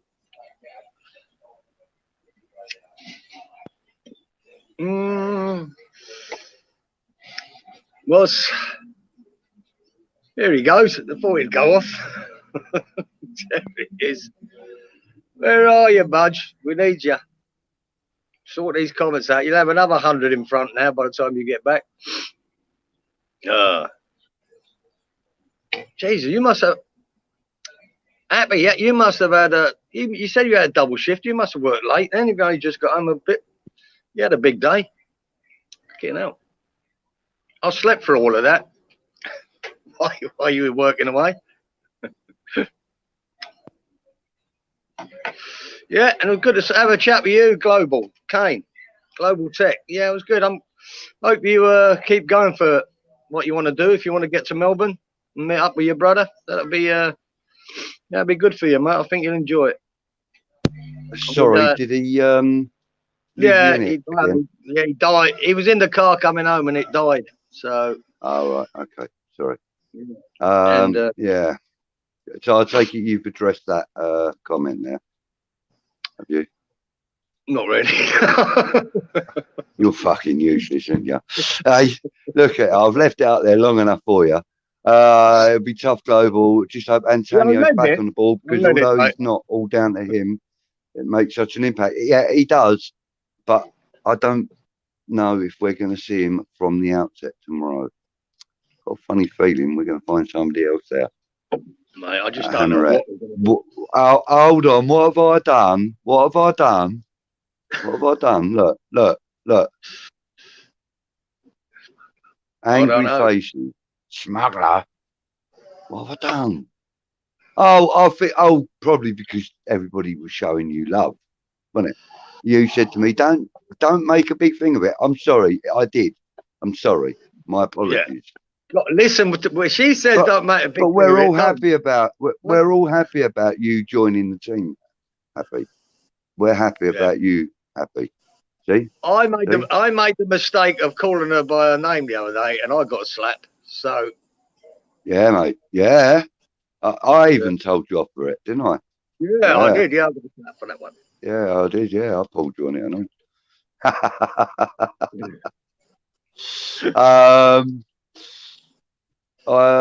Global says, I get you, but I'll be honest, I'll drop Antonio. He's been shite. Let's see. Happy Hammerette. Now, that's exactly what my point was. Don't expect to see him tomorrow. Don't think, don't be too shocked if he doesn't start tomorrow. We'll have him on the bench and we'll bring him on if we need him. If we're, I don't know, 1-0 down with 80 minutes with, 10 to go plus, extra time, then, maybe bring him on because he would be gagging to get a goal. At the moment, he's ghosting it, mate. That's what he's doing, ghosting it. What are your predictions, Pete? We've had a few already, Hammerette, and we did read one or two, but not many of them out. So let's go for it because you've asked again. So what are your predictions for tomorrow? Kieran's talking about, I don't know, what was it, 17-0 to West Ham, wasn't it? Was it 17 you said? No, go on.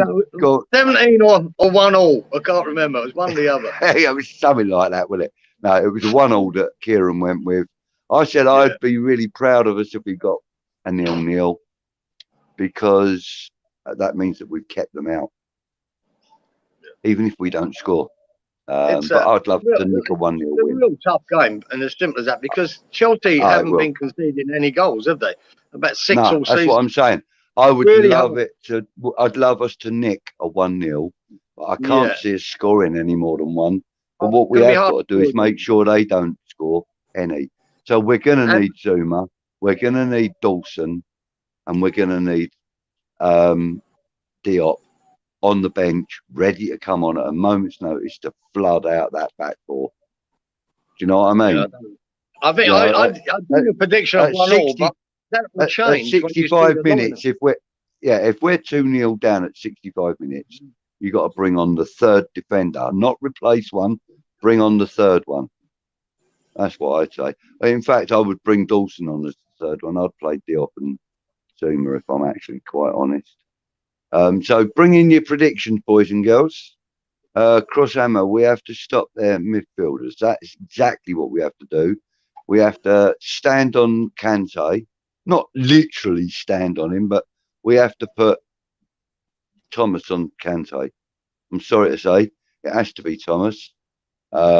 He's a much bigger guy. He's fairly good at man marking, and it leaves Declan Rice free to play the ball up and back, backwards and forwards and wherever he has to go. So I think we stick Souček onto Kante tomorrow. And who else is going to be in their midfield? Probably Jorginho. Oh no, they don't play both of them together generally, do they? They play one or the other. Sometimes. So, yeah, I think they've once or twice I've seen them play them both, but that was well before Tuchel's tenure. Do you know, Budge, a guy I've always really liked at Chelsea, and I think he's been a great servant for him. I'm not sure if he's playing tomorrow, but Alonso, I think he's a great player. He's the club captain, isn't he? Yeah. Oh, no, it's Azpilicueta. It's HaPPy, is it? Yeah. Hold I like on, Alonso. hold on. Right. No, I think it is Alonso. I think Alonso's the club captain, and Azpilicueta is the team captain when he's not playing. I'm pretty sure. I'm pretty sure. Yeah, he's a great player. Great player. In fact, so is that Azpilicueta. And because when he first came into the team, now this is obviously information my brother's shared with me. But sorry, I know I'm not actually looking at you, but I'm pouring myself a cup of coffee. Okay. My brother said to me when Azpilicueta first came into the side at Chelsea, none of them could say his name. So they used because it was Cesar Azpilicueta, none of them could say it. So they all used to just call him Dave. That was his name with all the Chelsea fans. All the Chelsea fans, like my brother said to me, he goes, you know, every time he got the ball, you'd hear like 4,000 or 5,000 guys around you shouting out, "Go on, Dave, get it forward," and all that. I find that quite an amusing thing. Yeah, and he actually started acknowledging that it was him when they were shouting out Dave. And apparently he did a tweet or something one day, and he said, "I just want to thank all the fans for being with me all, you know, throughout my time at Chelsea, and long may it continue. Best regards, Dave." You know, on his tweet. So I just find little stories like that funny, regardless of where they come from. And I've got one or two Chelsea ones because of that bloody brother of mine. Danny Jackson says, I saw Cresswell listed as doubtful, crossing my fingers that he's able to play. It's a doubt because he was rested on Wednesday night because of that, obviously, that bang to his back. But we've got a guest in the room. But he's listed as doubtful because he doesn't, like David Moyes, doesn't want to rush him in. Now, there's somebody actually that would probably have a lot more information on Cresswell than I've got. I'm going to introduce him now.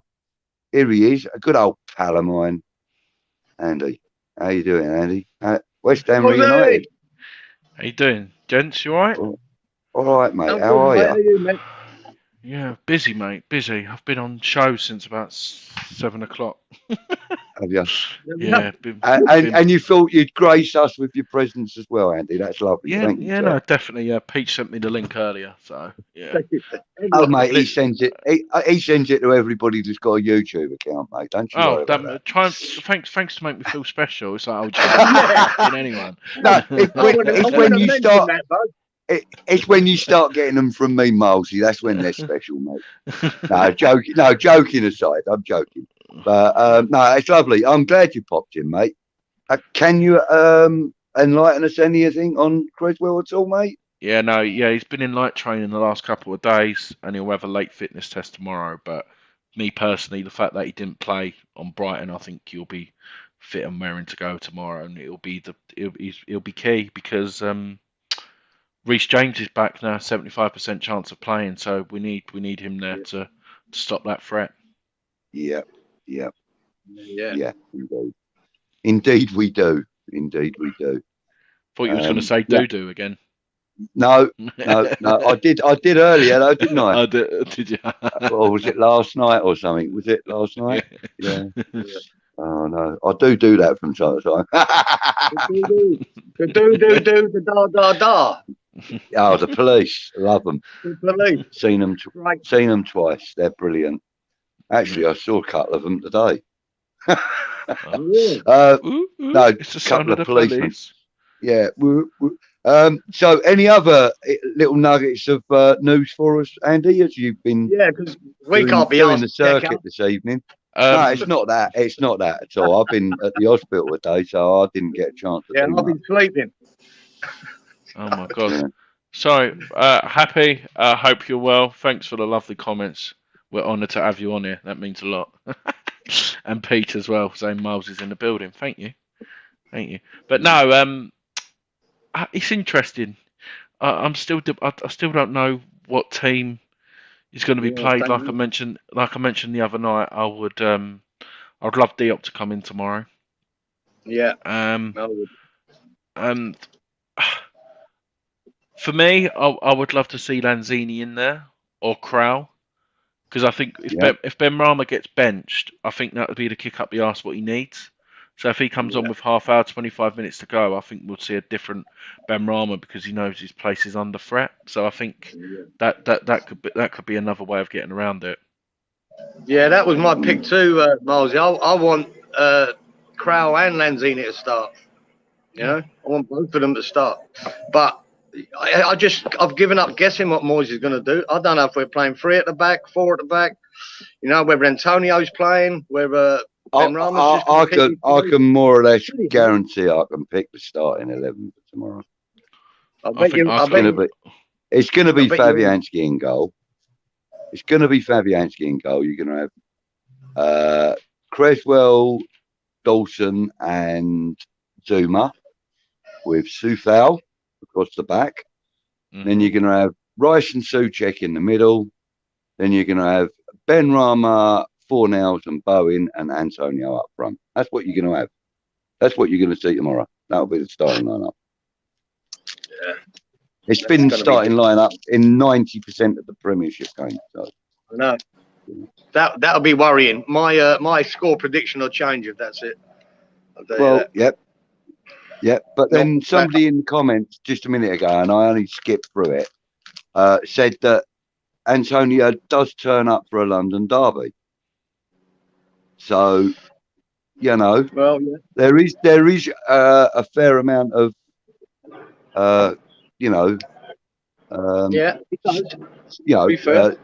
body to that comment, because he does, you know, he turned up at the Tottenham game. All right, he didn't do much, but he did do something. He put the ball in the net, you know, and let's just hope that if all he does tomorrow is put the ball in the net, let's hope he does turn up, you know. He's never short of running, I don't think. It's just, you know, he kind of has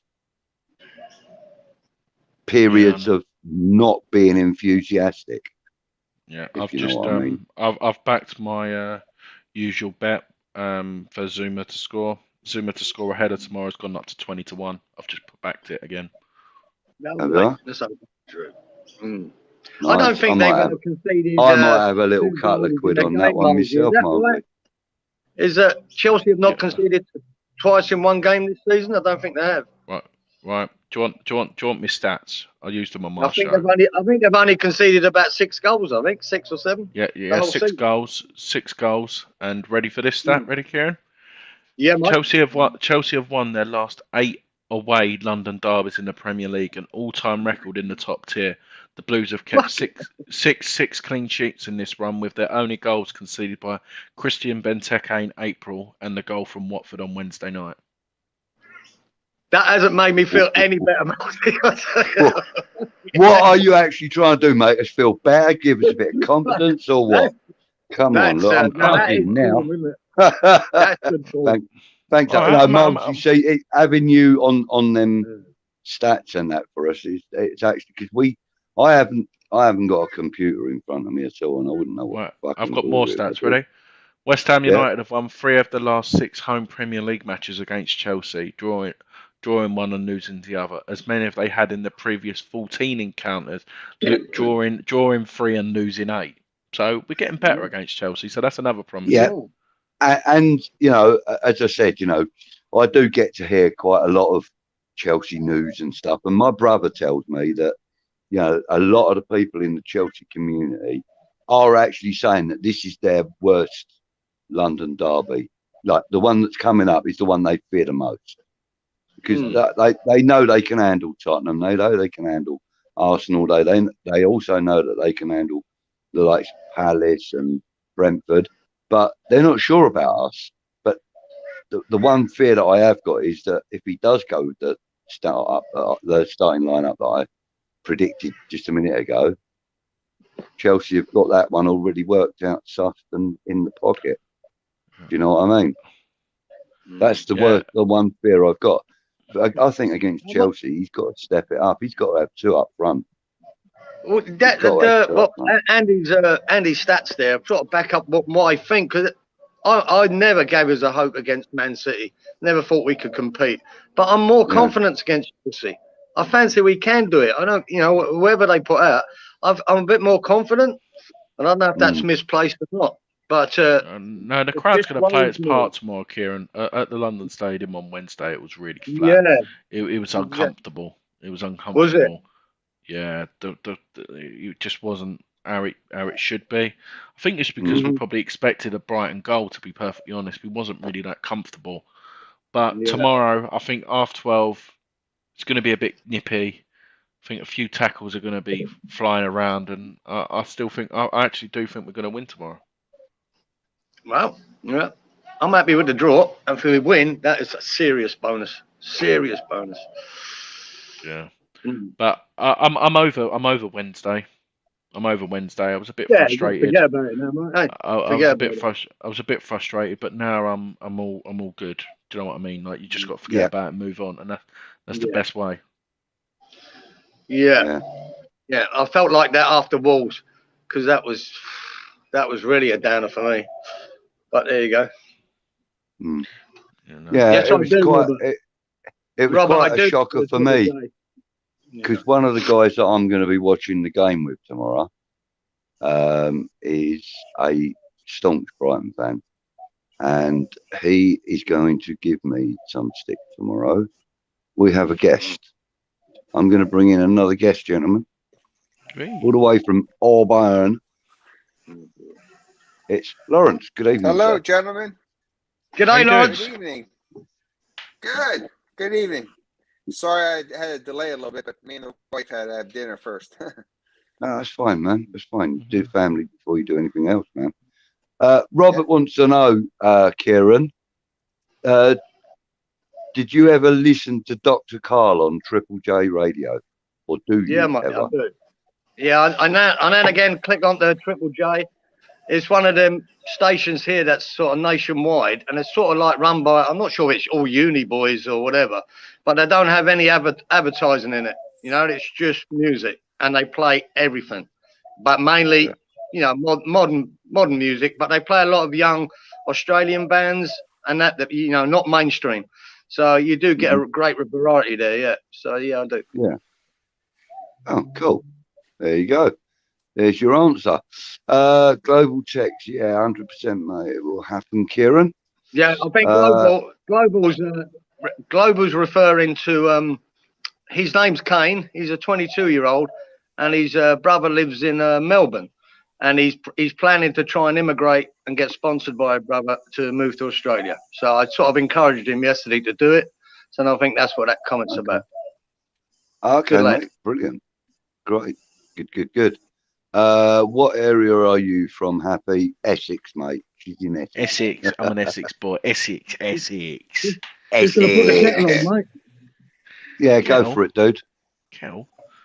Go for it. You should be having a beer, Kieran.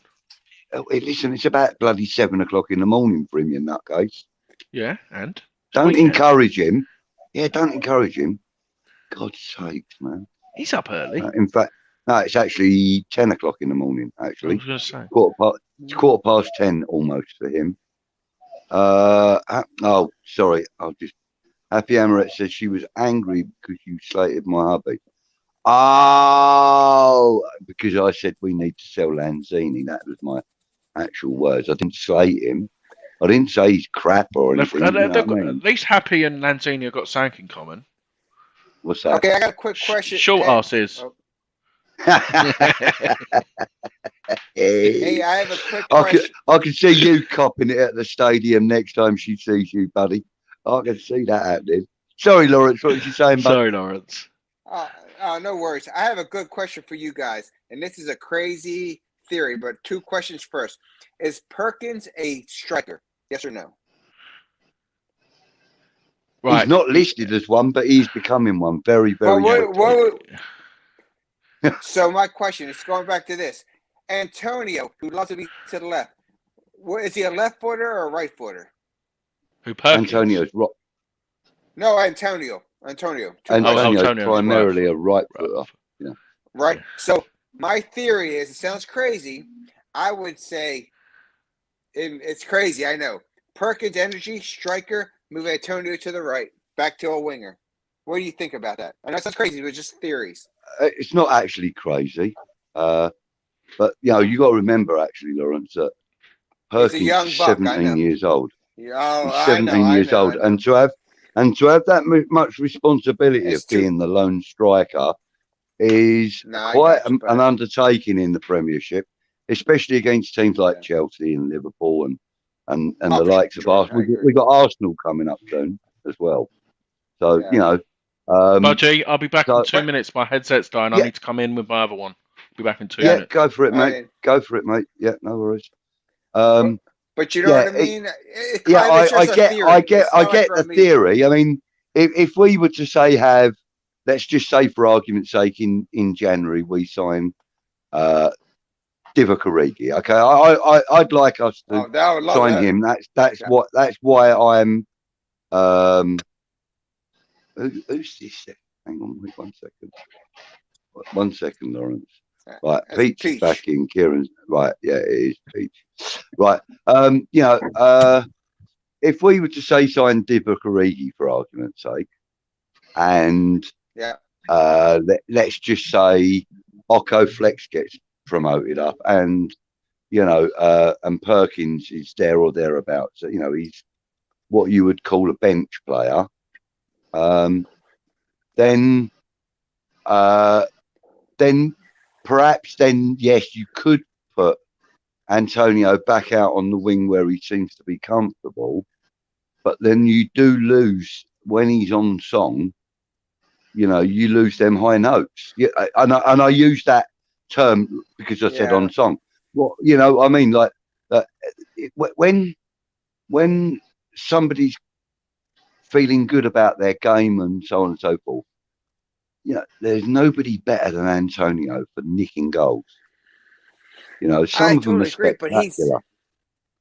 Some of them are spectacular, but a lot of them are chance goals. We don't have a chance. We don't have a chance scorer in our squad other than him, and that's what makes him the player that he is, because he is a chance scorer. A bit like John Barnes used to be in that respect. So, Clive, is for you and for the guys in the chat and the people. Sorry, guys and girls, hammer it. But for the chat, do we believe that Antonio is clumsy with the ball? And obviously, we said this a couple of times, and he goes too far to the left, to the right. He is a very happy left winger or right winger, wherever you want to be. He does not feel content in the middle. So I'm not saying Perkins is the answer right now, but I like the thought of that, and then bringing somebody else in. Antonio does not want to be a pure striker, and I don't have confidence in his ball handling ability. When he gets the ball, it's like it's very clumsy. No, I'm saying I love Antonio, so I don't want the haters out there. I want to sing this. I'll sing the song, Hammerette. I love it, but I want to hear everybody's opinion, the chats too. And you can hate me if you want, but I'm just asking a question. Karen, how you doing, buddy? Good day, Lawrence. How are you, mate? Good day, buddy. I'm doing fine. Just took the wife out to dinner. I'm happy now. Lovely. He's gone again. Oh no, he ain't. Sorry, I'm going to turn the TV off because I ain't using it. Right. Getting line cross hammer. Yeah. Oh, because he said he loves Lanzini, not in a gay way, but he loved him. Yeah, we know cross hammer. We know. We'll get out of that cupboard. Global. Who do you think will score for us? Back in 10 minutes time. Yeah, I think so. Oh, you do not. You sound very deep now, Andy. Zuma. You sound like me now. Zuma. Yeah, I think he's going to score, and you know, I think it's going to be another one of them back post goals like he got the other night. You know. Oh yeah, that's nice. Yeah, that's it. Yeah, you don't sound like you're sitting in an oil drum anymore. Yeah.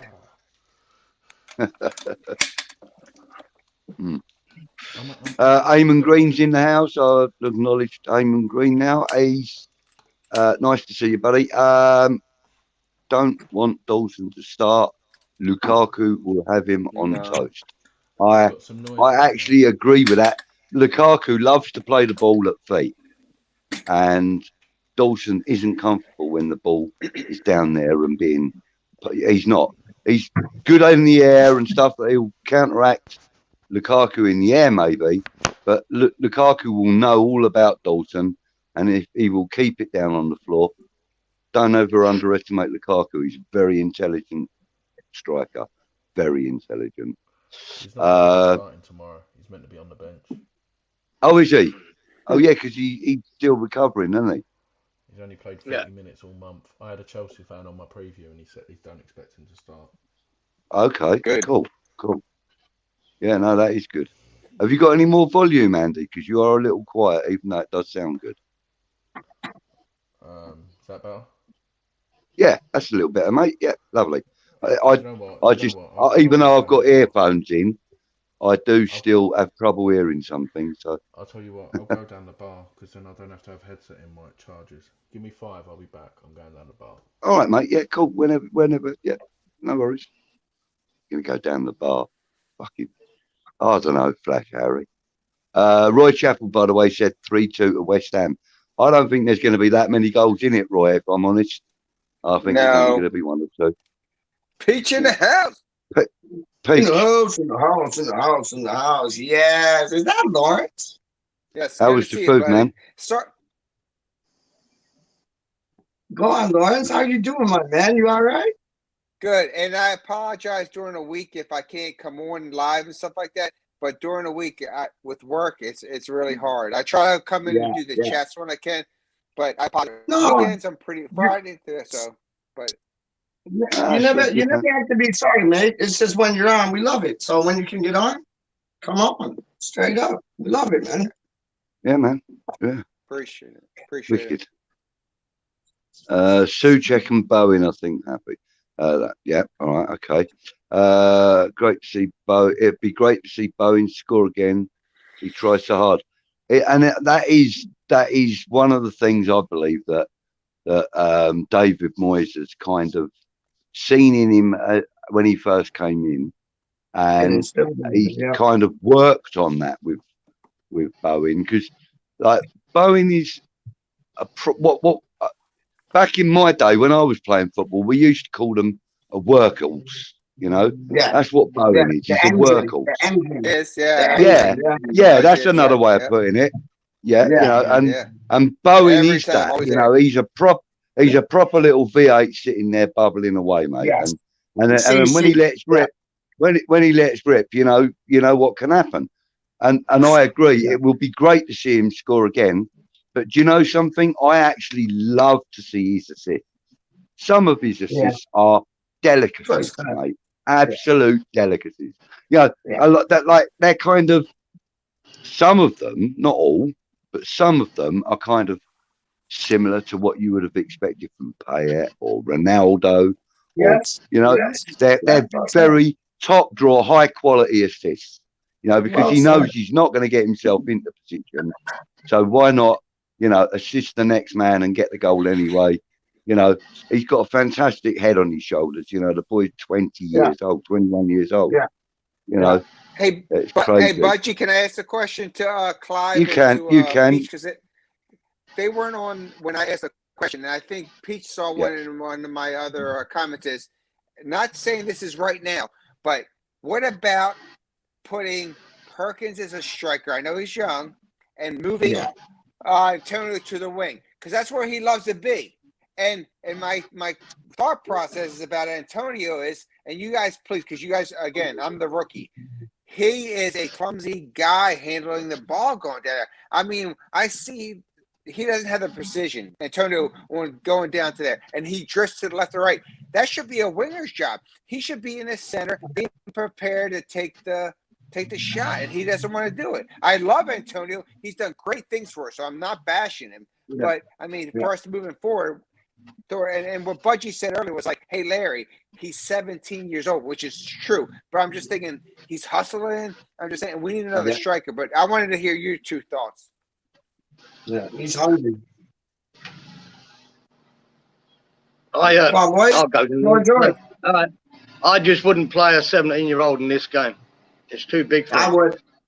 I would. No way. I would. Otherwise, What about Rico? What about Rooney? I would. I'm with Lawrence on this one, Doug. If he'd played a lot more for us and showed more promise and he'd had more game time, yeah, I'd consider it. But he's not had enough. He's just had a cameo and he done well. So what? And I'm damn sure Moyes wouldn't take that punt because he's more cautious than I am. So yeah, I like the idea of it, but I think this is the wrong game for him. And No, I don't believe it'll happen. no, Karen, I totally agree. I'm saying like for the not now. You're totally correct. Not tomorrow. Yeah. But I'm saying for the next maybe like yeah. April and March, because we don't have say we don't sign a striker. We need maybe he could be the backup or something. We need somebody to fill in. And I like his hustle. I like his speed. That one shot he had a couple games ago where he could have had the header. He's there. He stays in a striker position when Antonio doesn't.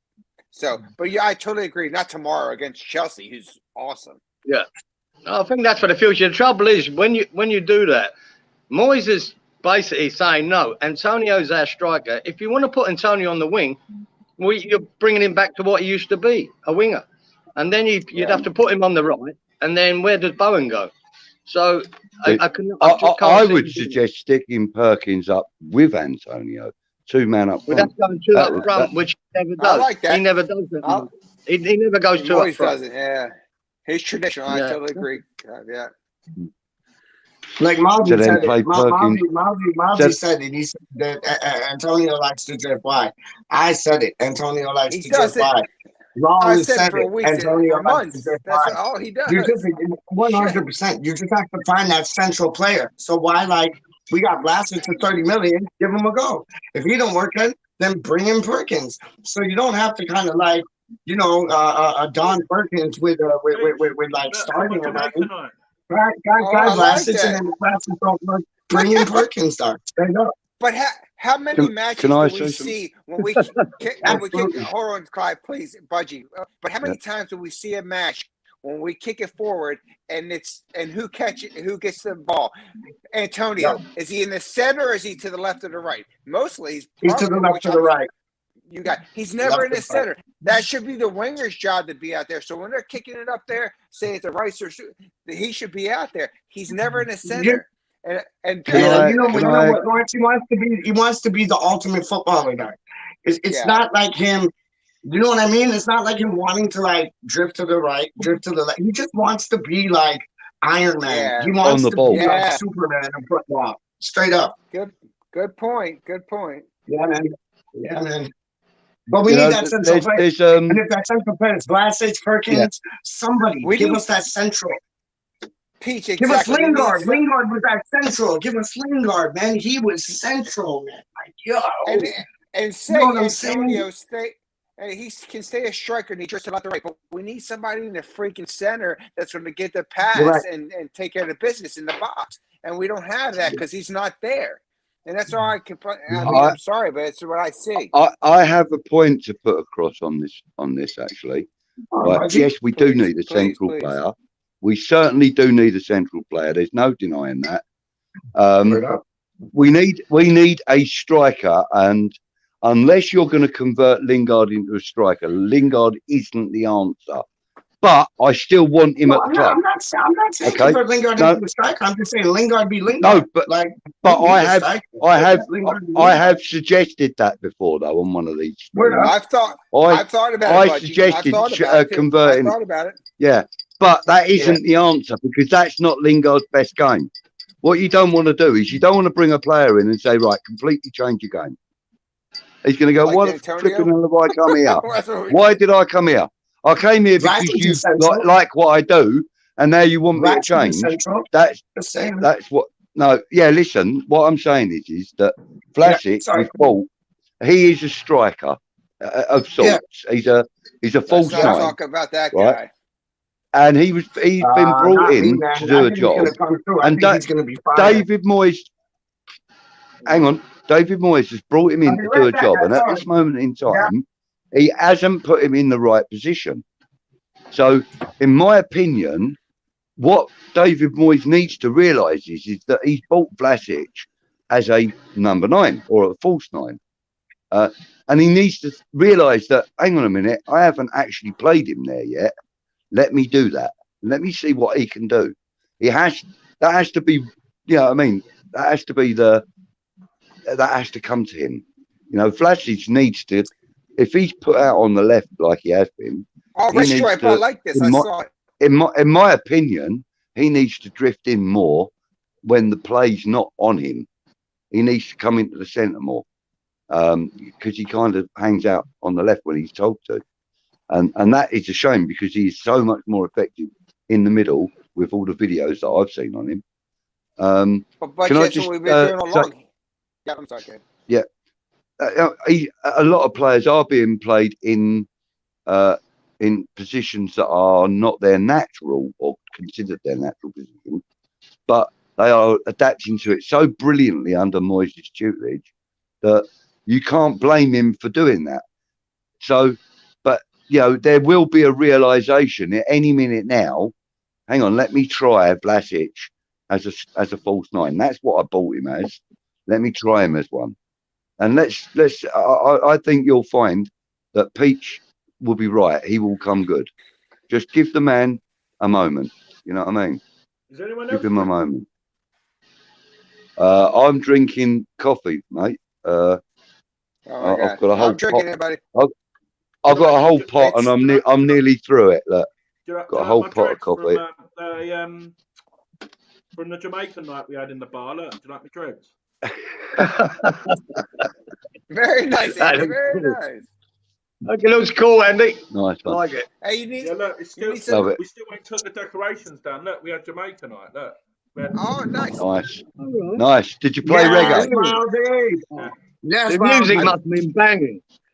I've been to Jamaica about 7 times. You should have let me know, Moulsy. I'd have come up and brought some of my music with yeah, me. Man, Moulsy, jamming. Jamming, look. I'm jamming, man. Jamming, man. Everything I receive. Look at this guy. I love it, Moulsy. I love it. I won't be so blatant on screen, but I'm with you on that one, Moulsy. Right. So let's just do a couple of comments, guys, please. Let's do a couple of comments because we have kind of like lagged behind. Eamon says I would get Soufal to man Mark Lukaku out of the game. That's not a bad shout, but if you do that, are you going to lose his potency up front? Yeah. No. Yeah. You're right. But when he comes on, because he will come on, Mouldy. He will. He'll come on at about 65, 70 minutes, and he'll be on. Chelsea fan who I had on said Zuma will outclass Lukaku one-on-one. He said. Yeah. Yeah, I believe that, Moulsy. Actually, do you know what? My brother said the same thing, Moulsy, so I'll make you right there, mate. But, you know, Soufal, if Zuma's not on the pitch, then Soufal would be the man to do it, I think, yeah, because he'd bully the buggery out of him, wouldn't he? Yeah. And hammerette says what? She says, can you imagine the odds on a hat-trick from the Beast, Antonio? Probably about 60 to 1, I would think. I was thinking that, Budgie. Around 60 I reckon. To 1. Yeah. Shit, that ain't happening. 60, I wish it would. 60 to 1, easily. Yeah, no, that ain't happening. Please, David Moyes, don't play Masuaku. Actually, do you know what, Hammerette? I've got a really, really, really strong feeling that he won't, because even though he didn't have a really bad game on Wednesday, he was still outclassed by Lamptey when he came on. So he won't, he won't risk putting him up against. He won't risk putting him up against Reece James. And your question earlier, is he starting? I think, Milesy, you said that the chances was that Reece James would start, wasn't it? 75% chance, because they've got 75% chance. That normally means he's nailed on. Normally, because Masiago, he's positive for our attack, but his vulnerability is the defense. That's what gets you, because he can move the ball, pass the ball, but that's where it kills us. Yeah. That's where it kills us. Yeah. Right. Yeah. Hammerette says, we're honoured to have you on here, Andy, and I agree. We are. We're very much. Miles is in the building. Much respect, my G, says your man Peach up there. Lawrence will try to log in 5 minutes. Oh, that was half hour ago, mate. So I am well behind. So you're far behind. Yeah, man. You know, it's because you lot chat so much. Shiny says, Shiny's saying, evening. We've gone right back on the chat again, Budgie. I know. Hammerette, listen, we need to give you some way of notifying me that I'm lagging too behind. I'll tell you what, use WhatsApp. Just put a little that warning triangle up. I'll know what it means. No, you haven't. Ignore me. Mikel Antonio to have 3 shots on target is 8-1. Yeah, that 3 was shots good on. that day. 3 shots on target. Yeah. The only thing with that, 8-0. I doubt whether we'll have more than 3 shots on target in the whole game. No, wait. I agree. Wake up. Wake up. I agree. Wake up, I agree. Wake up. I agree. I bet 4th time. I think Eduardo Mendy is probably going to grow his hair before he has a shot on target from us.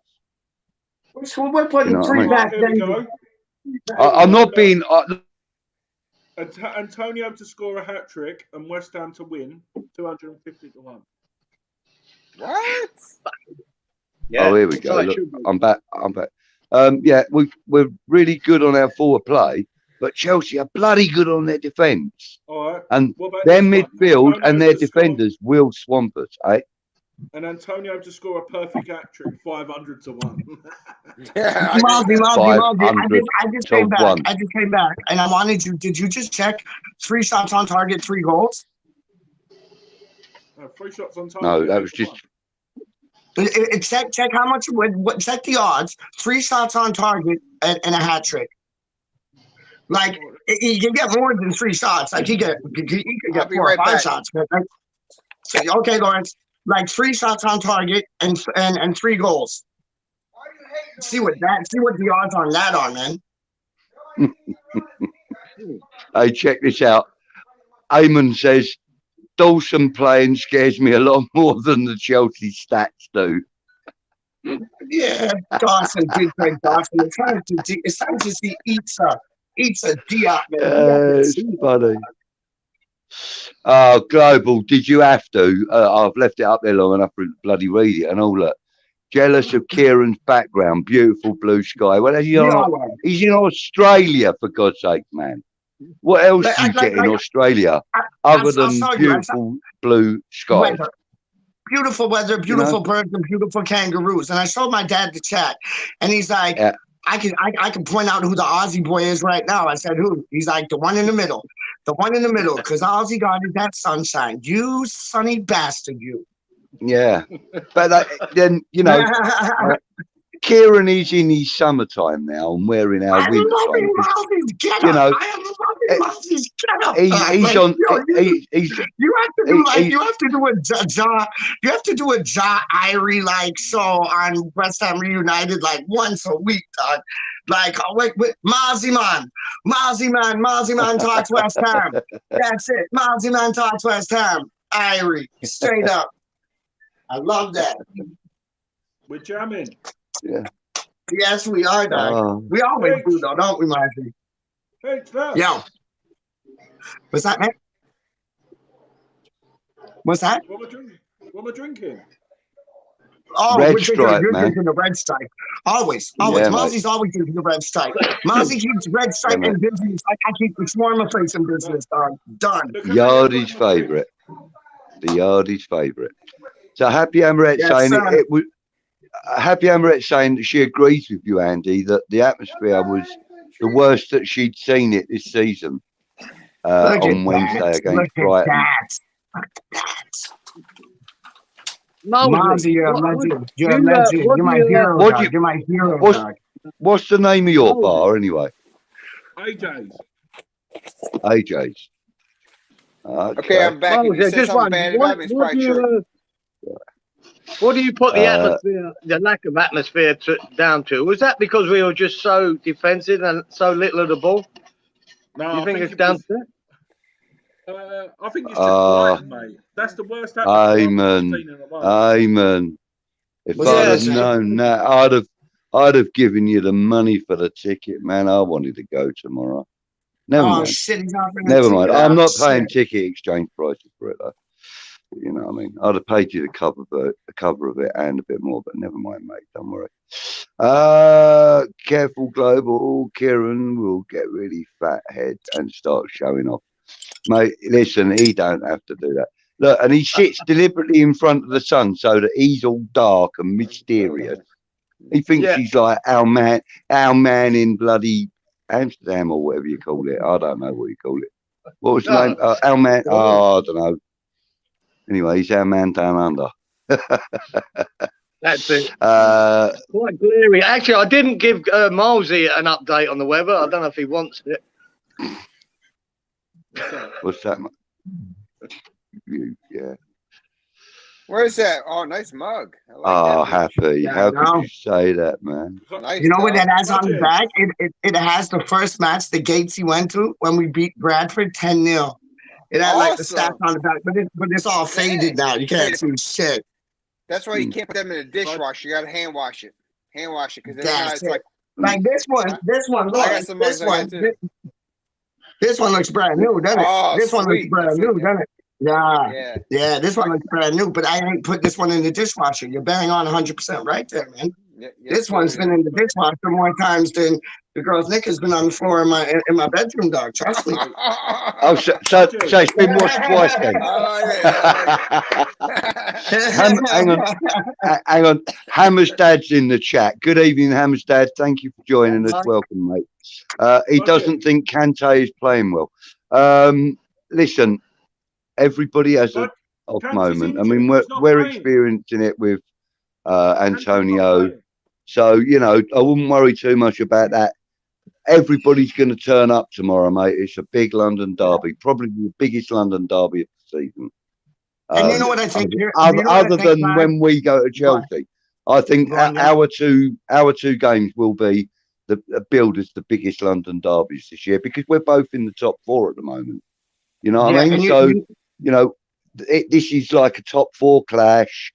This is a 6-pointer kind of thing. Do you know what I mean? Well, it's not really a 6-pointer, but it is for us, but not for Chelsea. Yeah. You know, it is but not so much for Chelsea. They're sitting pretty, you know, what 4 or 5 points or whatever it is clear of the next team down. So you know they're kind of in an unassailable position for us. We can't dislodge them. Yeah, but it's a 6-pointer for us, and we're playing 6-pointers now. Hold up, Doc. Yeah, we're playing 6-pointers now against Man City. We're playing 6-pointers now against Liverpool. We're playing 6-pointers now against Chelsea. Not your Burnleys and Norwiches and Newcastles.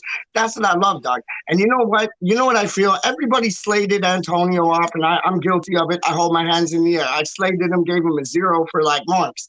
But I feel it's typical Antonio. He's going to score a hat trick.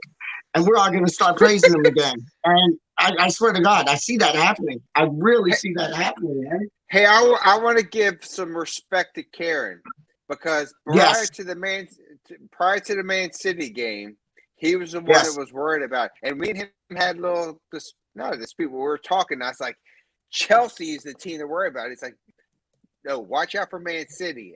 And he was right on that one. So it was. So he was I'm not scared of Chelsea, though. I'm not scared of Chelsea. We can do them. I'm scared of Chelsea if Lukaku's in the match. If he's in the match, I'm scared. If he's out, Do you know, Zuma will have Lukaku in his pocket. Trust me. Yeah. Trust me. I hope so. He's worked with him twice. He's worked with him twice. Don't forget. Yeah, he knows. He practiced with the guy. Yeah, I got you. Yeah, of course. Eamon says Perkins is good enough to play all over the pitch. He's an old-fashioned utility player, I think, but he's too young. He's too young. But his best position seems to be up front, which is exactly what. And I'm now gonna mention another YouTube group, Rising Hammers. I watched some of their stuff. They are great, and one of the guys on there was doing a piece on the academy players, etc., etc., and he said exactly that, Eamon. Well, you know, not exactly word for word, but the content of his conversation was exactly what you're saying here.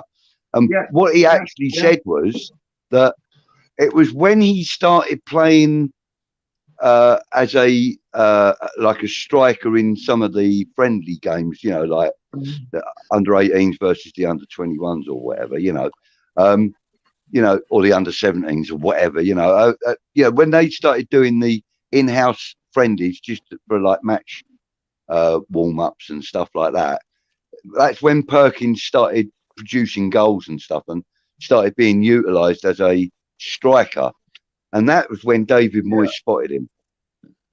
David Moyes knew about him, and he knew that, he was getting reports, obviously, but that was when David Moyes spotted him as a player and said, I want to keep an eye. I want to keep an eye on that young man. Keep me updated on him. I want a daily, minute-to-minute update on everything that boy does. I want to know everything he eats. You know what I mean? He basically, he's obviously stuck an extended arm around him. You know what I mean? Yes. And Lawrence has spotted him too. Sonny Perkins is probably going to be the next Bill Foden. Yeah. I think he'll be better. That's just my opinion. And the impact that Phil Foden had when he was released out of the blocks. That's what Perkins is going to be like. But Foden was put in for 5 minutes here and 12 minutes there and 10 minutes here. And then he came on at about sort of 65 minutes and did the other 25 minutes. And then he was kind of built up. He kind of like Mozzie. What do you think about Perkins? What's your view on Perkins, Mozzie? Like, you think he has what it takes? Yeah, no, he does. But Moyes, I trust. I don't want to rush him in too early. And look what happened to Frank Noble and Freddie Sears. They just went off the radar. They did, Yeah. Even Arsenal, he just got an attitude as big as like Roseanne Barr when he played against Arsenal and had a cracking game. After that, he thought he was as good as Messi, man. Like, that's Budgie, I've just added something in the chat. I've added something in that it'll come up as a screen. Yeah, look, my mum and dad turned 50 the other week. Look, I've just put it in the chat. Look, Colton Cole sent him a message. Look, here is another thing. Where is it? Where is it? It'll come up as a user. Me. Mama Mozzie and Papa Mozzie. Wicked. Hang on. I can't see it. It should come up as me sharing a file. It'll probably appear as a screen down the bottom to add it in. Hold on. Yeah, that'll be your end, I would have thought, Peach. I don't know how that works. It should come up as a video file. It should be Colton Cole. Hold on. Oh shit! I didn't mean to do that. No, didn't mean. Oh, that's nice. I like that. Yeah, that's the one I put on there. I like that one. Yeah, so it comes up, Peach, where someone gets added in. Joe, like when you share the screen. Gotcha. Hold on. I haven't got anything come up. Hold on 1 second. Is it in private chat? No. It should come up as like another screen that I'm trying to share something. You just have to. I got the. No, it's not there.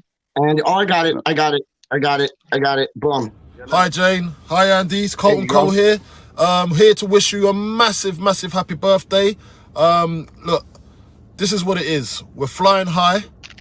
The last 18 months and the last 2 years has been brilliant.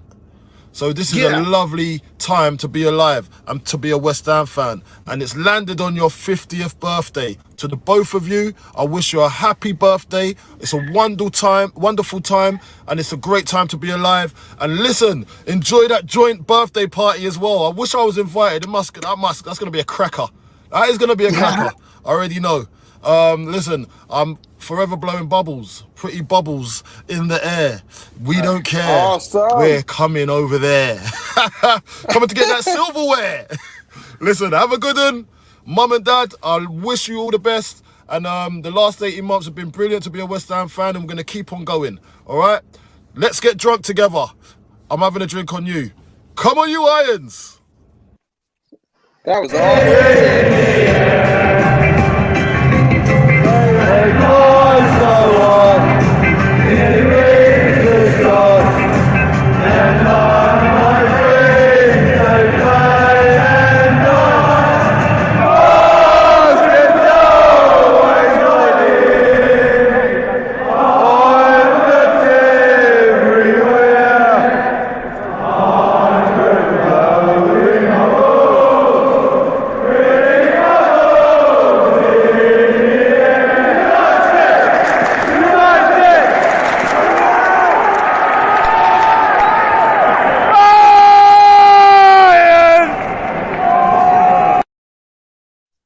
Yo, what an honor that was, Mozzie. That was how do you say it? Mozzie, that was awesome, buddy. That was that. That was amazing. I just sent him a message and I was like, he was like, yeah, no worries. And then like I didn't hear from him for a week, and then he just sent it. Yeah. Oh, that was magic. What a man. Nice. What a man. What a man. Nice. Like, Yeah. Do us a favour, Mozzie. I should Send get us one his for number. Lanzini for HaPPy. I'll drop him a message. They seem to like Yeah, it. do that. Yeah, go on, do that. Yeah. That'd be a laugh. That would be a great thing. Right, so we've lost a load of the chat now. I have no idea where that's gone. So let's see where we are here. Pat says, can we discuss standing behind the goal? It's difficult to enjoy the game, eat popcorn and take selfies on my iPad. I have to stand up, turn the seats the other way round, and we can use them as tables. What is he on? Pat, honestly, man, sometimes I don't know where your head's at, bro. But you do make me laugh every day. Every day you give me a smile. And look, even Hammerette agrees. Like laughing faces. Kante being out, he's going to be massive. Kante being out, he's going to be massive. Right, okay. We would like it. I mean, Kante, like the other comment was that he hasn't been at his best, but you know, listen, everyone turns out for a London derby, mate. Don't you worry about that. We beat Bury 10-0, not Bradford, mate. Who said Bradford? Oh, that might have been something. I did. It was Bury, my bad. I knew it started with a B.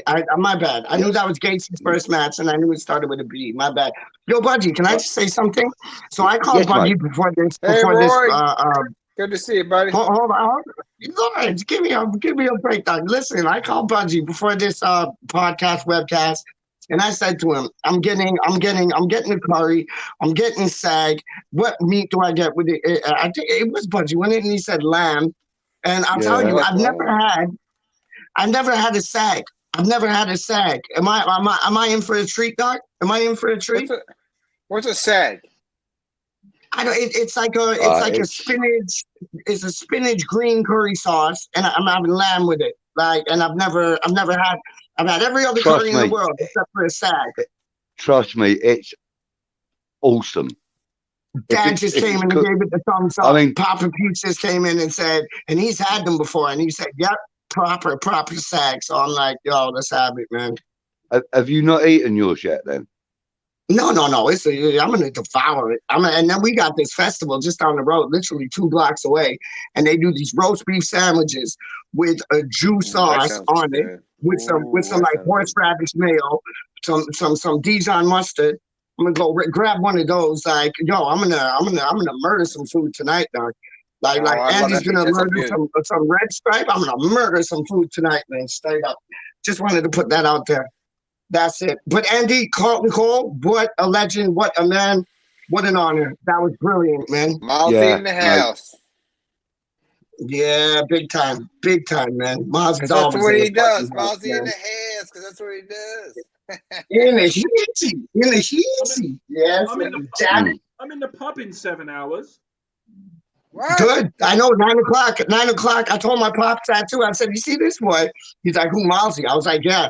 I was like, "He's going to the supporters club at 9 o'clock." He's like, "Nah, that's nothing. Been there, done that." I'm like, "All right, both you guys got hollow legs, man. Straight up." But Pete, yeah. Last Friday, I went to the pub. They had a live band, and then I had a lock-in with the landlady till 11 a.m. And then I come home. What? And then I had my mum and dad's Jamaican party, and then I had 3 hours sleep, and then I went to Man City. Flipping hell. Wow. You went with the West Ham Fan TV lot, didn't you? You went with like Ryan and Dan and Nikki and them. Yeah, man. Yeah, I seen the show today. That's a soldier. Mate, you're a soldier. He's a soldier. He's a trooper. He's a fighter. He's a don. And Andy the don gone. And I seen the West Ham Fan TV thing, man. And it's like Nikki wasn't feeling too good. You could hear it in his voice. And like Archer and Lawless, they didn't seem like 100%, man. So hopefully those boys can just like relax, get a bit better, because they bring nothing but gold, man. 100%. Right, so Eamon's got a comment here. He says, "Yeah, we were talking about Perkins and such. So he says managers hold players back now because of previous players getting burned out. When they burst onto the scene, getting burned out when they burst onto the scene when they were young, then got overplayed, like Fowler and Owen, for example. Good point. Very good point. I don't know why. Anyone wants a dead man's finger? Dead man's finger. Oh, God. Anyone No, thanks. No, what is it? Dead man's finger. What is it? What is that? Banana rum. Oh, yeah. I'll give you my address in a minute. You can post me a bottle. Or just save it for the next time I see you and bring it with you to the stadium. Yeah, man. We'll have a shot at that. Hey, Budgie. I gotta reset my my iPad, so I'm gonna log off and I'll go in the room in a minute. You'll pop up in the guest room. I'll bring you in. Don't worry, mate. No worries. I'll get a note. All right. Okay, buddy. See you in a minute. All right. Cheers. All right, Cheers. Take care. So Pat Mom, my seat behind the goal as well. Every fecker stands up. I always seem to get a tall fucker in front of me as well. Laugh out loud. That's horrible. And yeah, I've had that happen to me as well. And I'm not particularly small, but I can't always get up and down. I'm old. I stand where I am. I'm right next to your away fans. Oh yeah. Oh mate. Oh mate. If ever there's a ticket near you, let me know, Mouldy, because I want to be there. Anyone want to enjoy roasted peanuts? Yeah, well, shove one down here then. Yeah, go on. Scott's in the house. Hello, Scotty, Super Chef. How are you, mate? Eamon was joking, brother, but I agree with you. Hey? Scott's drunk. He's been on the beers. Oh, is he? Yeah. Okay. See, look, we've got Milesy in the house. He's a YouTube ITK. Eamon says, to be fair, I prefer everyone standing up where the atmosphere seems better. Yeah. What's that? Sorry. Shall I give you an exclusive? Oh, please. Yeah. Go on. Go for it. Hang on. Before you do, somebody in the chat, right? Breaking news. Just put that in. I want to put that up on the screen. Hold on to it for a second, Milesy. Come on. Come on, Spannerette. Stick breaking news up on the screen, please. Ready? Anybody. Come on. It's not even come up yet. So there's nobody there. There's nobody chatting. Right. They're all there still, but all right, go on. Breaking news. Right, let me take that off the screen. 1 second. I'm getting absolutely wankered tomorrow. I never fucking doubted it for a minute, Andy. No, the breaking news is we are fucking massive. We are, mate. And plus, you'll be near enough to give it to the fucking Chelsea fans and all, won't you? So that'd be even better. No, I'm going to chuck your piss at them.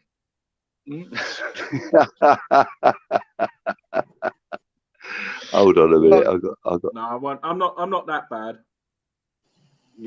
Oh, how the hell do I do that now? Hangman's 124. I'm 221. I'm top tier. Oh yeah. Yeah. Top tier. All right. Okay. My first game that I went. 4 seats away from the away fans. Literally 4 seats. Oh, brilliant. That's great. That's what I'd like to do. Yeah, I'd like to be there.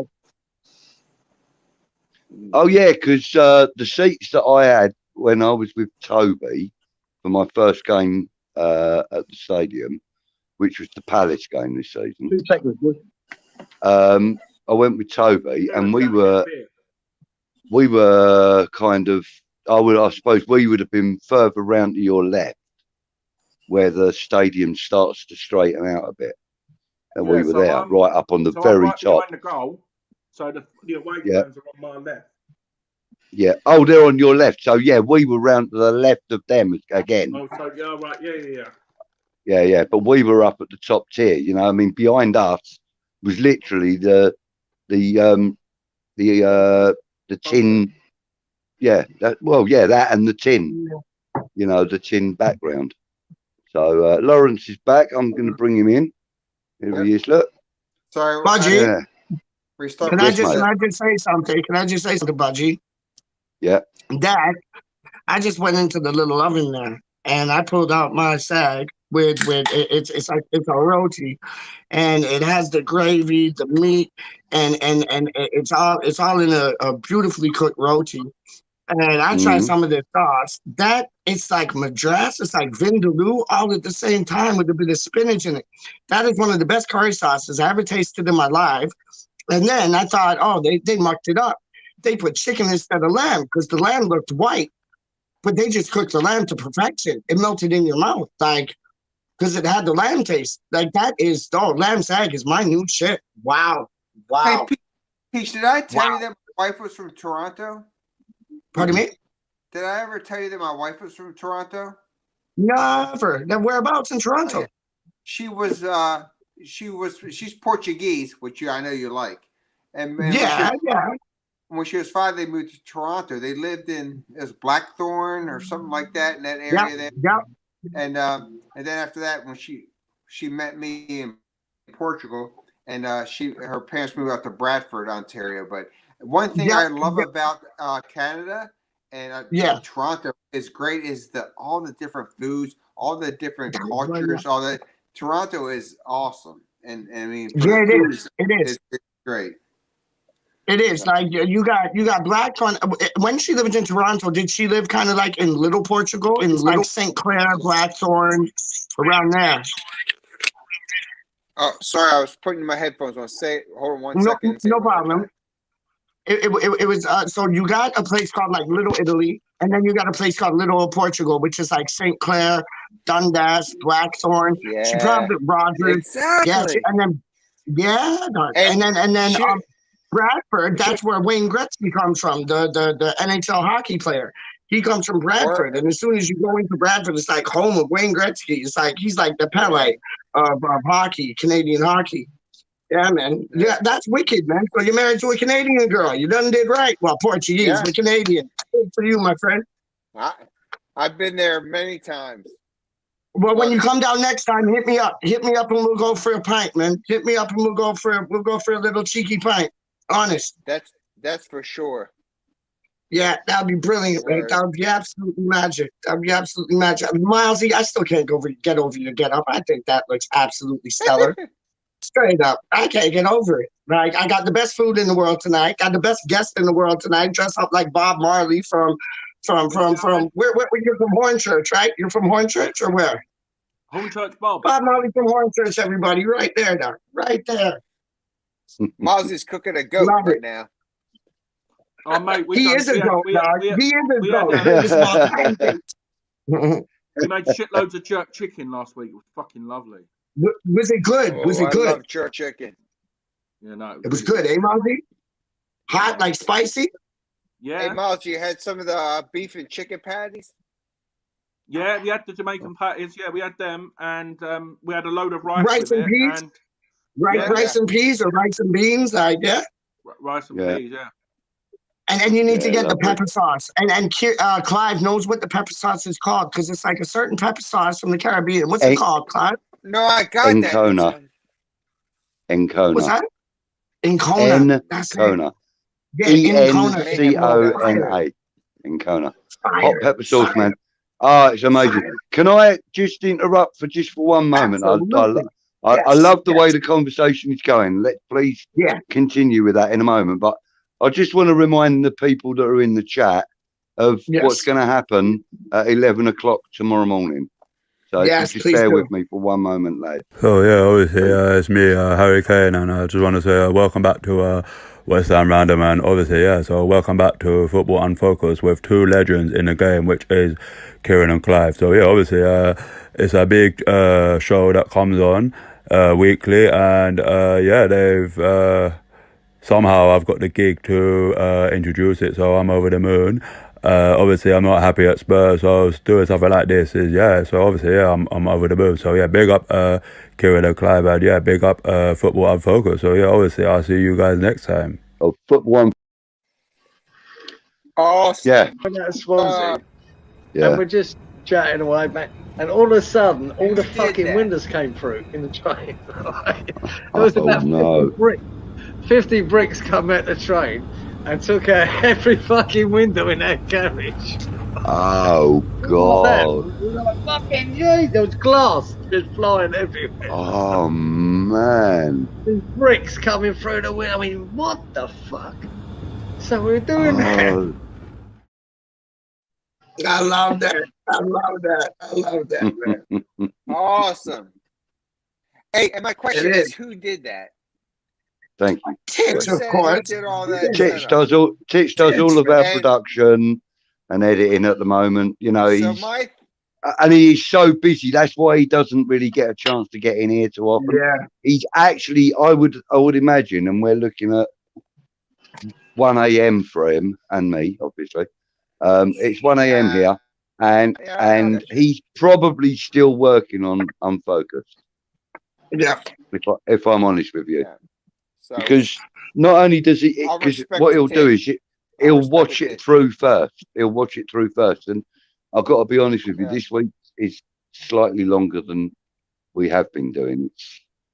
Yeah, but you know what, Budgie? They all 50 odd seem to be minutes getting now. better. Like every episode gets better as it goes on. Like with you and Kieran, like Clive and Kieran and Clive live.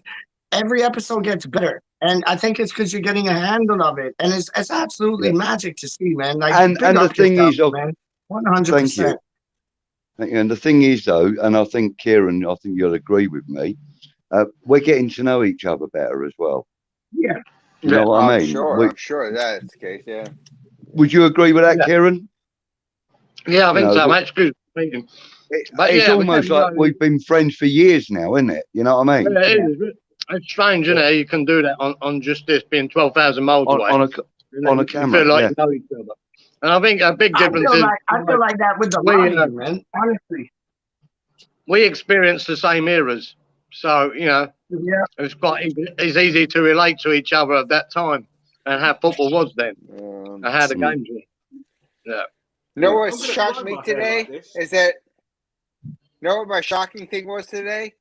When Andy said that his parents were 50 years old, so I could be his dad. I love that. Yeah, I'm only 30. mate, I'm only 30. I'm almost old enough to be their mum and dad, or their dad. You know, I'm only 5 years short of actually technically being able to be their parent. Football with Brownie saying, Kieran, we're in Oz. We're in Listen, Oz. hold on. Let me put the link up to try to get Football with Brownie on if he's still in the mix. Go on, Clive. Yeah. Clive, sorry. Go on. He's saying, are you living as I was, a Sydney sider, for a couple of years, many moons ago? No, he's in Brisbane, mate. And he's I'm in Brisbane, Brownie. I've been to Sydney many times, but I live up in Brisbane in Queensland. But I've been to Sydney quite a lot. Not this Ashes. The next one, when Australia are hosting, I'm going out there for the Ashes, so I'll come and see you. Oh yeah, that'd be fantastic, Sam. Because next Friday, Molesy, I'm in a corporate box at the Gabba for the third day of the Ashes. You fucking Wow. Mate, I'd come out there for the hashish, but not the ashes. That's big. Oh, that's deep, For isn't the it? love of Right, God. so listen, guys. Let's just have a little rundown then. I'm going to go round the table, and I'm just going to recap on score predictions. You don't have to go into detail. Just give me the score prediction. Kieran, go. Yeah, my prediction probably changed once he puts the team sheet out, but at this moment, I'm hoping that we can get a 1-1 draw. So I'm going to stick with that, a 1-1 draw. Okay, cool. Nice one. Peach? I'm going. Hold on 1 second, dog. I'm just texting. I'm saying jump in, Brownie, because I sent the link there. So hold on, yeah, just so Brownie, if you're around, if you're about, and you left a comment like last, so I think you're still around. Come on, let's have a talk. Kiefer Moore, we're gonna steal him off of you. No, we're not, but I'd love him still. Score prediction, I'm saying 3-1. I say Milesy should go for the bet where you got Antonio to put 3 on target. If they do have a bet saying 3 on target, hat trick for Antonio, Milesy put that on. Like 5 or 10 or whatever. Yeah, I think we're going to do him 3-1. I think Zuma's going to have the man them there. Well, no, not Rudiger. Lukaku, cheap man's Antonio, poor man's Antonio. I think he's going to have him in his pocket. I can't see Mason Mount doing nothing. I think Rice is going to cut the friendship that day and just take him to school. Conte, if he doesn't play, it's in favor for us. Pulisic, we have to make sure we have pace. That's why I want Matsuaku to be in front of Johnson or Sufal, whoever plays on the left. Areola, I'd love to see in goal. I know it's not going to be. It's going to be Fabianski. I got Zuma and Diop in the middle. Yeah, I got Johnson and Sufal. I want to see Krall in there with Rice and good luck for Krall. Souček. Yeah, I want Krall in the middle with Rice and Souček, and then I want 4-3-3. I want to see Fornals. I want to see Lanzini, and I want to see Antonio. Let's see what we can do with that. It is a bit defensive, I know, but playing against Chelsea, I think we have to be a bit defensive. And if we're going to let them have all the possession, like Moyes does let every team in the league have, let them have all that possession, but let's be defensive and let's have the right players that can be at the right places in the right time to counterattack them and give Mendy a headache. Done. Do you not think that Bowen or Ben Rama would be a better choice? Nope. Ben Rama, his shooting accuracy is off. I think he has to kind of earn his place back on the pitch, on the training ground. Sorry, I think Bowen is perfect to bring on as an impact sub. 20-25 minutes left in the match when everybody else's legs is 65, his will be 100, and that's when you might see a beautiful assist like you were talking about before, or you might see a goal from outside the box. If you could get odds, Andy, on Ben Rama to score in the last 20 minutes outside the box, I'd put a $5 on that as well. Right, so just before I go for any further, Brownie's saying he's in bed, mate. So he'll do it another that's time. All good, Brownie. Big up yourself, man. Big up. You know you're always welcome on here, homeboy. Straight up. And Darren Higgins is in the house. He says, good morning, all. Good morning, Darren. Thank you, Big by up, the way, Darren. again. One more time, thank you again for passing on your WhatsApp details. Kieran, was his little boy's birthday today or tomorrow? Who's turning 15? I can't remember. Remember you said it in the chat earlier on? I don't know, Kieran, because it's dad's son's birthday today, but I don't know if it was today or tomorrow. And he turns 15, so big up your little boy, Dad, and I hope he has a blessed up day. It is tomorrow. So it could be today or yesterday there for it. Word up. I knew it was in around time stuff. So, Brownie's also saying, Briss Vegas. Briss Vegas. They like to call it that. It's far from it, believe me. Friends who lived in Paddington. Yeah. That's in the west side of Brisbane, yeah. That's where they eat a lot of marmalade sandwiches. Yeah, exactly. I used to go to the Paddo Tavern there. From Paddington. Paddo Tavern. Yeah. So anyway, Milesy, what are you thinking about for tomorrow then, mate? Yeah, Milesy. I'm going 3-2 West Ham win. I think we'll go behind. I think we'll probably go 1-0 down, then we'll equalise, and then go 2-1 down, and then we'll come back to win 3-2 with that'll be a match in the winner. Wow. I think Rice will score tomorrow as well. Do you know what that will do to my nerves, Mozzie? Do you know what that'll do to my nerves? They'll get shot. Like, I'll be back in the hospital, homeboy. Yeah. I'll probably be having an ambulance parking up outside the house as well. Yeah, I'll go live on random when I'm in the ambulance. Can you imagine it? Can you imagine it? My nerves in. Can you imagine it though? 2-2 with Chelsea in the 93rd minute. In the 93rd minute, and we've had four minutes extra time awarded. It's the 93rd minute. There's about 12 seconds left to go, and the ball bounces in front of Lanzini. Oh my days, Spurs all over. But we're gonna win it. Yeah, you know what I mean. Could you just imagine how many people would be roaring for him to be starting? I will run naked around my neighborhood. I'll be like, listen, get the wife to video it, and I'll upload it. Right, that's my promise to you. You know, I don't think Andy's far off, man. I don't think Andy's far off, man. I don't know. I'm saying 3-1, but I don't think Andy's far off, man.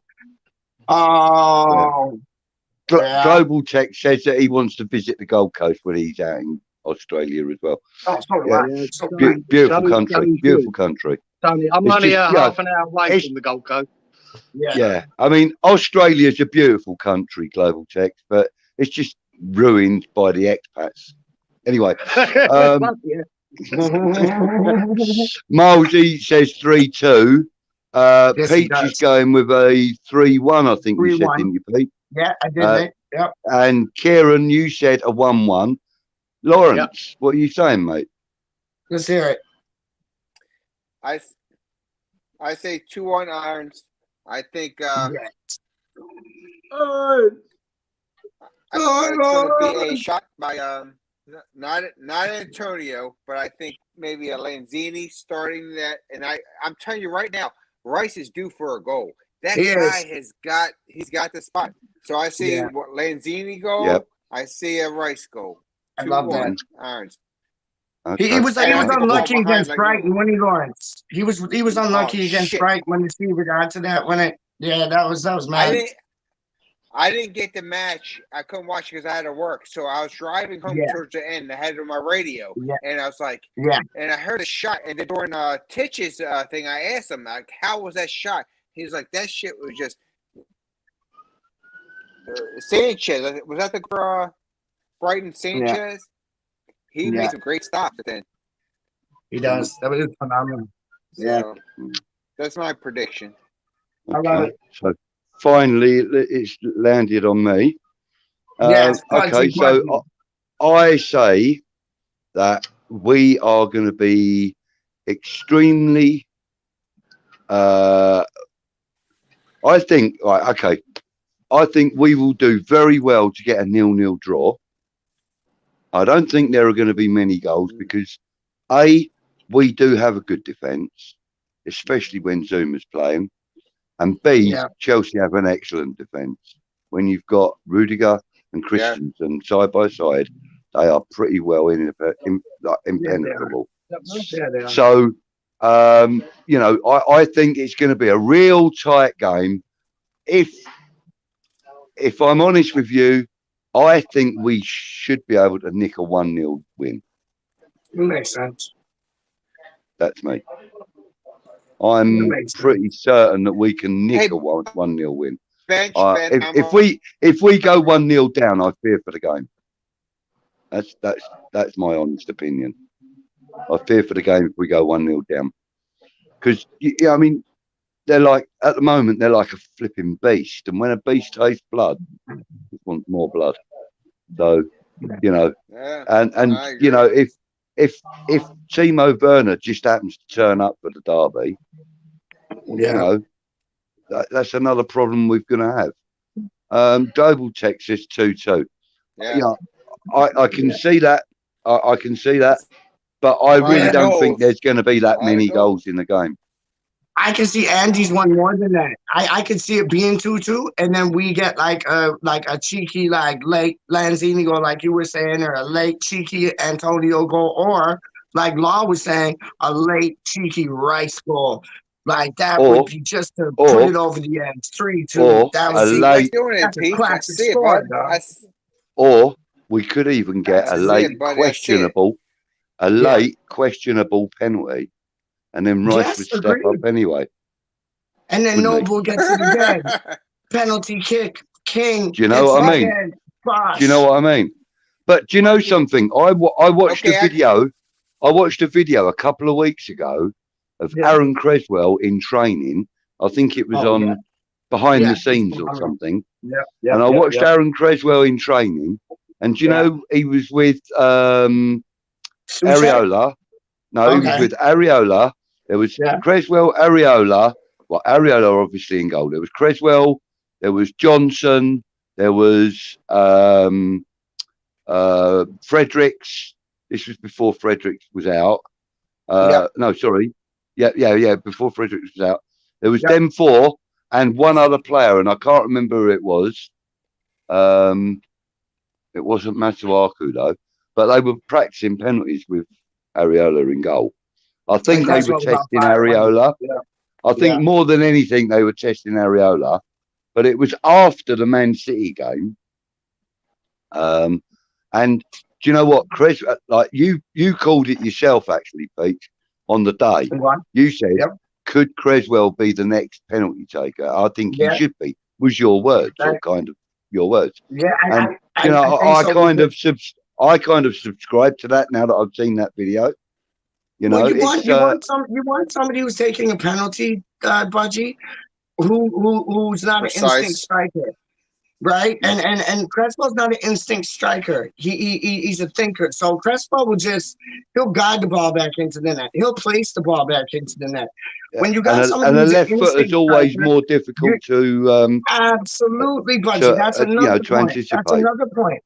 And when you have these players who are instinct, like a Jermaine Depot type thing, they just think too tough. And it's like they have too much time to think. You need somebody like a Suchek. You need somebody like a Creswell. That's why Mark Noble's so brilliant at taking them, in my personal opinion, man. Danny Jackson saying that Peach and I have been talking about Creswell taking penalties for a while now. Agreed. Well, I mean, like I said, since the Man City game, since the Man City game, I've kind of bought into that philosophy as well now. And you know, I like the idea of a left footer taking them. You know, that's why you know I think it would be quite a successful alternate plan for penalties. You know, don't take them. Like let him try some two penalties. Dog. He's left footed. I mean, like for the perfect scenario for me. Right. I mean, if I was a manager, I would try and employ this kind of tactic. Right. Sometimes there are more than one penalty awarded in a game. Right. To any one team. So, like, you know, you would have your Declan Rice step up and take the penalty, and then if another one was awarded later on in the game, I would then be more inclined to say, right, Cres, up you go. And then approach it with a left foot and really confuse that keeper, guarantee yourself a goal, more or less. Do you know what I mean? Whereas some keepers watch penalty takers. I don't know why I'm repeating myself in my ears. Hey, Budgie, somebody's got to get the comments because nobody can see it, so they'll start getting, you know, whatever. Yeah, there's not that many there that I haven't covered. I've covered all of them. That sucks. I've covered all of them. Right, who am I getting feedback from? Hold on, let me mute my feedback too. Everyone. Oh, not me. Oh, I'm not getting it now. That's it. Who did you mute? Karen sounds fine. Peach and you sound kind of. I'm getting feedback. I'm going anyway. Yo. Who's going? Me. Yo. I think it's more on Lawrence's thing at the moment. Andy, it's been a pleasure to see you, mate. Take care. Oh, shit. Lovely. Take care, mate. You get some rest now, Yeah, buddy. Mosley. Come on, you Come on. on, you on. Come on, Mosley. Come on. Yourself up. Right, hang on a minute. Right, who am I getting feedback from? Nobody Not now. me. It was Not me. Mousy. It was Mousie's in the building. Mousie's been in the building with the echo, go, echo, go. Yeah, man. Big up, Right, Mousy. guys. Right, guys. Listen. Hang on. I've just got to check a notification I've just received. I'm looking so forward to tomorrow's match because I think it's going to be one of those matches that's just going to be delightfully delicious to watch from like point A to point B, man. Straight up, man. I think it's going to be absolutely madness, and I'm looking so forward to this match. I really am. I really am. Bring on Chelsea. Bring on Barcelona. Bring on Real Madrid. Bring on Benfica. We'll have you all for lunch and dinner and tea, Doug. Straight up. Looking so much forward to it. Looking so much forward to it, man. Yeah. See, now that was a notification I enjoy. That kind of notification I enjoy getting. What's that, mate? Paid. I've just been paid. It's lovely. I love it. Yeah. So that's good. I can pay all my bills. Pints around Budgie. Pints around Budgie. Pints around Budgie. Man. All around. Get yourselves to the New Moon in Crawley, and I'll buy you as many pints as you. Because look, this is worldwide now. We've got the UK. Well, we had 2 from the UK, but now it's an even split. We've got the UK. We've got Australia. We've got Canada over there. No, over there, and we've got Auburn, Alabama, right here. Yeah, but me and Lawrence are all in. Yeah, come on, you irons. Come on, Law. Me and Law are like North America is a big place. So you got Canada and the United States in North America, and we're all in that. Exactly. Yeah. Okay, so Hammerette's there. She's going to say good night, guys. Great show to all involved. I'm loving the enthusiasm tonight. Sleep well, everyone. Thanks, Hammerette. As always, we're always appreciative of your presence. I know that you don't always comment, but you do comment lots and lots. You make a massive contribution. Thank you, sweetheart. Thank you for doing what you do for us. Well done. Good night and sleep well. Don't forget, don't worry about the rustling in the bushes up in the tree. It's just me. Right. I'm looking for Danny Jackson saying I'm looking forward to the match too, but 6 a.m. is going to come early. Ooh, what time is it for you I love now, Danny then, Danny? because that's the same time for me. No, Where's Danny? like Danny? Oh, right, Danny's he's in the same. Yeah, he's in the same time zone. Because its start game is at 6:30 a.m. for me in the morning. Darren, you bastard! Right, yes, you have missed Kieran's weather update, and he's going to give you another one right now, aren't you, Kieran? Lord. You can use the false if you want, Clive. Do him again. No, I won't do that. No, he hasn't earned it yet. Good night, Happy, says Roy. Hammerette saying good night and good night and good night and good night, Roy and chat.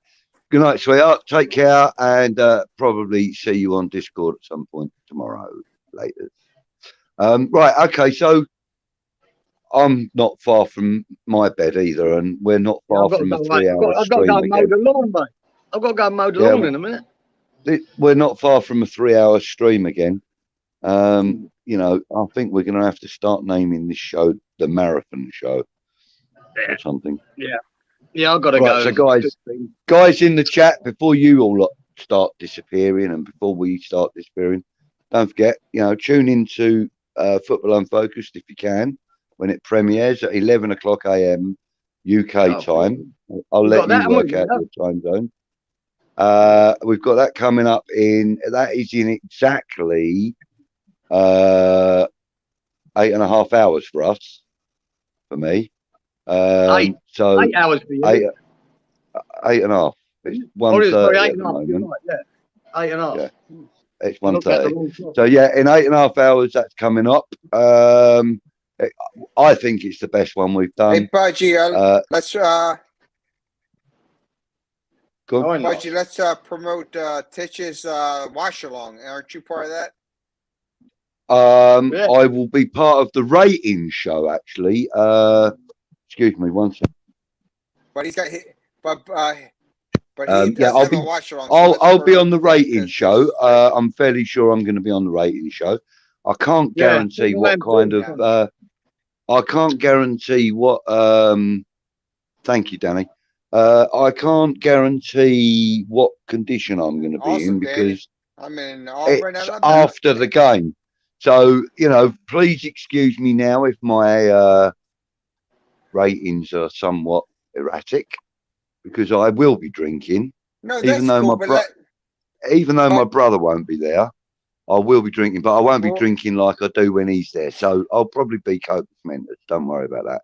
So Danny's in Austin, Texas. But Tish is... do you know a place in? Tish is doing the watch to promote them. Yeah, yeah. I'm not sure what time it is. I would imagine it's about either check the listings, but I'm pretty sure it's about an hour before kickoff. Who's getting all these notifications? 12:15. Yeah, something's messing us up. All right. 12:15 a.m. his channel. Right. Okay. Right. So Austin, Texas. Yeah. Austin. Hang on. Austin, Texas. I know somebody from Austin, Texas. I'm trying to think it. I mean, I'm not suggesting that you would know them, Danny. Don't get me wrong. I ain't that stupid, but it's just the area that they live in. And I just wondered if you know, and I can't, mate, I'm gone. It's gone 1:30 a.m. and my head is completely, I've been abused by the doctors and everybody at the hospital today. I've had needles jabbed in me and earphones put on me and people shouting in my ear to stop breathing and everything. So I've got to go, mate. Oh, good. I've got to take the boy somewhere too. Right, boys. Okay, mate. It's good to see you again. Right, Talk to you soon. See you, Lawrence. Are you going to See be you, able to mate. be in the chat? Are you going to be in the Hey, chat G. for the premiere, Kieran? Yeah, I'll make it, mate. Yeah, I'll make it. I'll be in the chat for the. I'm focused. I'll try and make it. I will be. Yeah, good. I'll be there. If you can. All right, guys, we're going to wrap this up. We're going to wrap this up. I'm just going to finish off the last few comments. So anyone who needs to go. All right. Right. Roy's saying. I might do it next show live at the festival, dog. You never know with Peach. You never know. Lawrence, if you're down, I might do another show later on in a bit at the festival, dog. I'm down like Charlie Brown. Down like Charlie Brown. Vow now, brown cow. Trust me. Roy's saying he's off to bed. Have a good one, lads. I'll see you all tomorrow. Peace out, Ray. Roy, not Ray. Thanks, mate. And I don't normally say peace out. It's just I heard it in my ears and it just. Hey, buddy, thanks a lot. Thanks for joining us, and same to everybody in the chat. Thank you, everybody, for joining us. And those of you that are maybe watching and not in the chat, you know, please join us and don't forget to like and subscribe, hit the notification bell and all that nonsense. It's going to help us. It's going to help us to bring you better content. You can. I want to say one thing. Go on, say thank you, Budgie, because you control a lot of this stuff and you do an outstanding job. So I want He's a gem. I'm humbled. As a military guy, I want to give you a salute. Because I'm humbled. Thank you. And I want to thank you. Good. Thank you. That's very nice. Thank you. If you want to do something, I have to talk to the wife. How about 30 minutes? Let me know. Send me the Sounds good, man. if you want. Sounds good. Cool? So we'll just have a bit of fun, dog. Yeah. Yeah, it's all right. Yo, I got to play this before we go. Hey, sorry, go on. Play it. Oh, there you go. I got word. Right. I got to hold you, Lawrence. I'm going to say goodnight. I'm going to say goodnight to everybody, guys. And come on, you Irons. Let's have that win tomorrow, boys. Let's have that win. Big W. You're going to play us out with a video, Peach, or shall I? Nah, this is the video, dog. Okay. You already know who it is. You already know. Hey, I called right at there, bro. Told me we won. Yo, it Antonio got a motherfucking tap in because Harry Kane's a pussy hole. Ha ha! Fuck them spuds. Take some of that, you dig? Yo, I try to call you during the game. I try to have.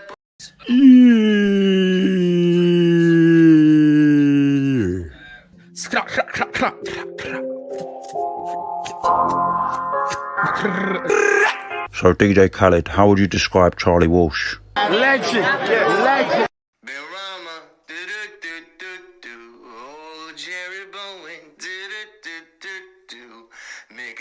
Antonio, Declan Rice and Pablito. 1, 2, 3. That's it. That's it. I finished the tune.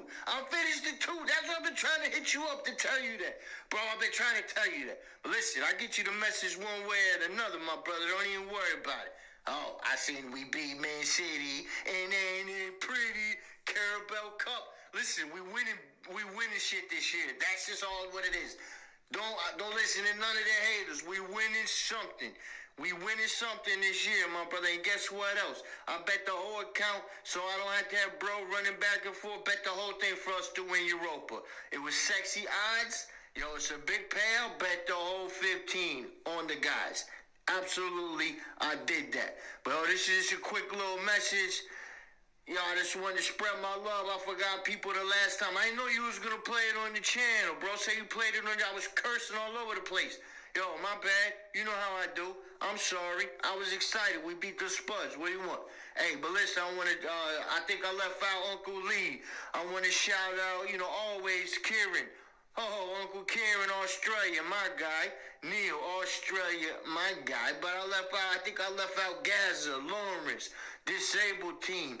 And I forgot to shout out my boo, sending my love to my boo, KDK. Looking gorgeous as always with the lowest lanes. And today's Thursday. So don't forget to tune in, suckers, because she's the queen. The beautiful queen of West Ham. You heard? West Ham's first lady, you dig? Anyway, spread my love to her. Who else? Yo, Fat Boy Phoebes. And they told me that Benrahma hit the winning penalty shot, the one at the end. I know he broke his wrist having a wank to that. You heard? I know he did. I know he was probably going Benrahma nuts on all the channels. I guarantee it. Pile. He's an animal with the Benrahma. I love him. Hey, listen, Bex, actors, Washio, Titchy the Don, of course you, Peach, everybody. Spread my love to everybody. Spread my love to Reese. You call him Rise, that's my guy. Yo, Gates Father, Duke, Russie B, everybody. I love everybody, man. We winning. Bet West Ham to win Europa. Don't be scary berries. Drop that money and don't be funny, you heard? Up the hammers. One love.